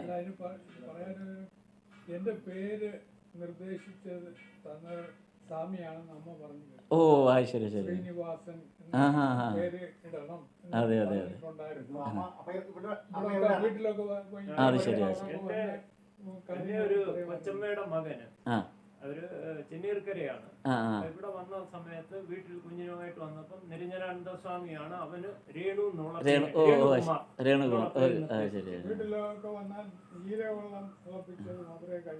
അതെ. അല്ല, അത് ഇപ്പൊ ഈ പറഞ്ഞത് അന്ന് സ്വാമിമാർക്ക് നമ്മുടെ കുടുംബങ്ങളിലുണ്ടായിരുന്ന ആ സ്വാധീനം, ആ ഒരു നമ്മളാ സംസ്കാരം ശരിക്ക് ഇതിൽ വളർന്നു വരുന്ന സംസ്കാരത്തിൽ ഇപ്പോൾ ഈ അഡ്വക്കേറ്റ് സുബ്ബരായൻ, അതായത് ഹരിപ്പാട് ആശ്രമത്തിൻ്റെ ആശ്രമത്തിന് മുമ്പ് അത് സംഘമായിരുന്ന കാലത്ത് അതിൻ്റെ സെക്രട്ടറി ആയിരുന്ന ഒരു അഡ്വക്കേറ്റ് സുബ്ബരായനെ കുറിച്ച് പറയുന്നുണ്ട്. അദ്ദേഹമായിരുന്നു അതിൻ്റെ സെക്രട്ടറി, ആ സംഘത്തിൻ്റെ സെക്രട്ടറി, ആശ്രമത്തിൻ്റെ അല്ല സംഘത്തിൻ്റെ. ഈ സുബ്ബരായൻ വിവാഹം ചെയ്തിട്ട് മക്കളൊന്നുമില്ലായിരുന്നു, ദീർഘകാലമായിട്ട് മക്കളില്ലായിരുന്നു. നിർമ്മലാൻ സ്വാമിയോട് ഈ സങ്കടം പറഞ്ഞു. എന്നിട്ട് നിർമ്മലാൻ സ്വാമി ധ്യാനിച്ചിട്ട് പറഞ്ഞു, ഒട്ടും വിഷമിക്കണ്ട, നിനക്ക് ഈ സന്താന സൗഭാഗ്യം നിനക്ക് തീർച്ചയായിട്ടും ഉണ്ടാവും എന്ന് പറഞ്ഞ് ആ അനുഗ്രഹം കഴിഞ്ഞ് പിന്നീട് തുടർച്ചയായി 3 വർഷം കൊണ്ട് അദ്ദേഹത്തിന് 3 ആൺമക്കളാണ് ഉണ്ടായത്. മൂത്ത ആൾക്ക് രാമകൃഷ്ണൻ എന്നാണ് സുബ്ബരായൻ പേരിട്ടത്. അപ്പോൾ അത്തരം നമ്മുടെ കുടുംബത്തിൻ്റെ ഓരോ കാര്യങ്ങളിൽ എത്രമാത്രമാണ് ശ്രീരാമകൃഷ്ണ പ്രസ്ഥാനത്തിനുണ്ടായിരുന്ന ആ ഒരു സ്വാധീനം എന്നുള്ളതിൻ്റെ ഒരു വലിയ ചരിത്രം കൂടി. അതുകൊണ്ടാണ് ഇപ്പോൾ നമുക്ക് ഇപ്പോൾ ഈ ഇവിടെ ഇരിക്കുമ്പോൾ നമ്മളെ ഓരോരുത്തർ ഈ വള്ളിക്കോടിൻ്റെ ചരിത്രത്തിലിരിക്കുമ്പോൾ നമുക്ക് ഓരോരുത്തർക്കും ഉണ്ടാകുന്ന അനുഭവങ്ങൾ അതാണ് അത്രയും. കാരണം നമ്മളെല്ലാം നമ്മുടെ ഒരു പാരമ്പര്യം, സന്യാസത്തിൻ്റെ അവരുടെ അനുഗ്രഹത്തിൻ്റെ ഒരു പാരമ്പര്യത്തിലാണ് നമ്മളൊക്കെ ഇരിക്കുന്നത്. അപ്പം അതുകൊണ്ടാണ് നമ്മൾ ഈ ഒരു പ്രമിസസിൽ വന്ന് ഇരിക്കാൻ ഒരു ദിവസം നമ്മൾ ഇവർക്ക് വേണ്ടിയായിരിക്കുന്നത്, നമുക്ക് വേണ്ടിയല്ല. ഇത്രയും കഷ്ടപ്പെട്ട് ഈ കഴിഞ്ഞ ഇത്രയും വർഷങ്ങൾക്കിടയിൽ ഒരു സാധ്യതയുമില്ലായിരുന്ന ഈ നാട്ടിലേക്ക് ഒരു ഈശ്വരാധീനത്തിൻ്റെ ഒരു വലിയ കൂട്ടായ്മയെ സൃഷ്ടിച്ചു കൊണ്ടുവരാൻ ശ്രമം നടത്തിയ എത്രയോ സന്യാസിമാരെ നമുക്ക് ഒഴിവാക്കി നിർത്താം. കാര്യം അവർ സന്യാസം സ്വീകരിച്ചു. പക്ഷെ അതല്ലാതെ പുറമേ നിന്നുകൊണ്ട് ഗൃഹസ്ഥാശ്രമത്തിൽ നിന്നുകൊണ്ട് ഇതിനു വേണ്ടി ശ്രമിച്ച ഒരു വലിയ സമൂഹമുണ്ട്. അപ്പം അവരോട് നമ്മൾ നീതി കാണിക്കുന്നത് മറ്റൊന്നും തിരിച്ചു കൊടുത്തിട്ടല്ല, ഇങ്ങനെ അവരെ ഓർമ്മിക്കാൻ വേണ്ടിയെങ്കിലും നമ്മളൊരു ദിവസം മാറ്റിവെക്കുന്ന പോലെയാണ് ഇരിക്കണം ഇത്തരം സത്സംഗങ്ങൾ, അവർക്ക് വേണ്ടിയിട്ടാണ്. അപ്പോൾ അത് തീർച്ചയായിട്ടും അവർക്കുള്ള ഒരു തിലോദകം എന്ന് വേണേൽ പറയാം. അത്രയും ചെയ്യാൻ നമ്മൾ ബാധ്യസ്ഥരാണ്. അല്ലെങ്കിൽ നമുക്ക് കിട്ടുന്ന ഈ ഒരു വലിയ ഈശ്വരാധീനത്തിന് നമ്മൾ ആരോടാണ് കടം വീട്ടാൻ പറ്റുക? ഭഗവാനോട് നമ്മൾ കടം വീട്ടേണ്ട ആവശ്യമൊന്നുമില്ല. ഭഗവാന് നമ്മൾ അങ്ങോട്ടൊന്നും കൊടുക്കുകയൊന്നും വേണ്ട. പക്ഷെ നമ്മൾ തിരിച്ചു ചെയ്യേണ്ടത്, നമുക്ക് ഈ വഴി ഒരുക്കി തന്ന ഇങ്ങനെ ഒരു സ്ഥലത്ത് നമുക്കിന്ന് ഈ 2024 മെയ് 26 വന്ന് ഇരിക്കാനും പരസ്പരം ഓർക്കാനും സംസാരിക്കാനും ഉള്ളൊരു സാഹചര്യം, വേറൊന്നും നമ്മൾ ചെയ്യേണ്ട കാര്യമില്ല. അതിനുള്ളൊരവസരമായിട്ട് നമ്മളും ഇനി ഇറങ്ങി കൂടുതൽ പേരിലേക്ക് ഈശ്വരാധീനം എത്തിക്കാൻ നമുക്ക് കഴിഞ്ഞാൽ വള്ളിക്കോടിൻ്റെ ഒരു വലിയ വികാസത്തിൻ്റെ ഒരു ഭാഗത്തേക്ക് നമ്മൾ തീർച്ചയായിട്ടും വലിയൊരു വികാസമല്ലേ വരിക. ഒരാശ്രമം വരുമ്പോൾ ആ പ്രദേശം അതുപോലെ തന്നെ വികസിക്കും എന്നുള്ളത് ഉറപ്പാണ്. അപ്പം അത്തരമൊരിതിലേക്ക് ഇനി തുടർന്നുള്ള നമ്മുടെ സത്സംഗങ്ങൾ കുറേ കൂടെ ബലവത്താകാനുള്ള പ്രാർത്ഥന നമുക്കുണ്ടാകണമെന്ന് പറഞ്ഞുകൊണ്ട് ചെറിയ വാക്കുകൾ ഭഗവാന്റെ പാദത്തിൽ സമർപ്പിക്കും. സ്ഥാപകായ ച ധർമ്മസ്യ സർവധർമ്മസ്വരൂപിണി അവതാരവരിഷ്ഠായ രാമകൃഷ്ണായ തേ നമഃ. വിവേകാനന്ദ സ്വാമികളും ചട്ടമ്പി സ്വാമികളും തമ്മിൽ സംഭാഷണം നടത്തിയിട്ടുണ്ട്. ഉണ്ട്. വിവേകാനന്ദ സ്വാമികൾ ചട്ടമ്പി സ്വാമികളെ കാണാൻ അങ്ങോട്ട് ചെല്ലാം എന്ന് പറഞ്ഞല്ലേ, അങ്ങനെയല്ലേ ചെല്ലുന്നത്? കൊച്ചിയിൽ വെച്ചാണ് അവർ തമ്മിൽ കണ്ടുമുട്ടുന്നത്. ചട്ടമ്പി സ്വാമികളാണ് ചിന്മുദ്രയുടെ ഇതൊക്കെ പറഞ്ഞു കൊടുക്കുന്നത്. വലിയ ഇതാണ്. അതും വലിയൊരു നഷ്ടബോധം നമുക്ക് തോന്നേണ്ടത് ഒന്നാണ്. ചട്ടമ്പി സ്വാമികളെക്കുറിച്ച് പഠിക്കാനോ ചട്ടമ്പി സ്വാമികളെക്കുറിച്ച് കൂടുതൽ മനസ്സിലാക്കാനോ നമ്മളാരും ആധുനിക കേരള സമൂഹം വലിയ രീതിയിൽ തയ്യാറായിട്ടില്ല എന്നുള്ളതാണ്. അപ്പം അതും നമ്മൾ തിരിച്ചറിയേണ്ട ഒരു കാര്യം. ഇതൊക്കെ നമ്മൾ ഇത്തരം മഹാത്മാക്കളെ അല്ലെങ്കിൽ സന്യാസിമാരെ, ഗുരുക്കന്മാരെ സ്മരിക്കുന്നതോടുകൂടി അവരുടെ ഉപദേശങ്ങളുടെ പിന്നാലെ സഞ്ചരിക്കുമ്പോൾ മാത്രമേ നമുക്ക് ഒരു ഉത്കർഷത ഉണ്ടാവൂ. നിർഭാഗ്യവശാൽ നമ്മളെല്ലാം വിദേശ ആധിപത്യത്തിൻ്റെ കീഴിൽ പഠിച്ച് അതിൻ്റെ ഒരു പിന്തുണ പറ്റി വന്ന ഒരു സമൂഹമാണ് നമ്മളൊക്കെ. നമ്മളെല്ലാം അതിൽ വന്നവരാണല്ലോ. വിദേശാധിപത്യത്തിന് ശേഷം പഠിച്ച് വളർന്നു വന്നവരാണ് നമ്മൾ. അപ്പം നമ്മളെല്ലാം ഒരു ക്ലറിക്കൽ ലെവലിലാണ് നിൽക്കുന്നത് ഇപ്പോൾ. നമ്മുടെ ഏറ്റവും വലിയ ആധ്യാത്മികമായ സമ്പത്തിനെ നമുക്ക് ഉൾക്കൊള്ളാനുള്ള ഒരു മാനസികമായ ഒരു പക്വത നമുക്ക് ഉണ്ടാകാതെ പോയത് ആ വിദ്യാഭ്യാസ ഇതിൽ വന്നതുകൊണ്ട് മാത്രം. അത് നമ്മുടെ കുറ്റമല്ല, നമ്മളങ്ങനെ ആയിപ്പോയതാണ്. തിരിച്ചു പിടിക്കാനുള്ള സമയമെങ്കിലും നമുക്ക്, കാര്യം ഇത് തിരിച്ചറിയുമ്പോഴേക്കും നമ്മുടെ പ്രായം 60 കഴിയും. അതാണ് സംഭവിച്ചിരിക്കുന്നത്. ഇതുവരെയുള്ള എൻ്റെ അനുഭവത്തിൽ 60 കഴിയുമ്പോഴാണ് എല്ലാവരും തിരിച്ചു പിടിക്കാൻ തുടങ്ങുന്നത്. അപ്പോഴേക്കും നമ്മുടെ സമയം ചുരുങ്ങിയതായിപ്പോയി. എന്നാലും കുഴപ്പമില്ല. പക്ഷേ ഇനിയും നമുക്കതിന് സാധ്യതയുണ്ടെന്നുള്ളതാണ്.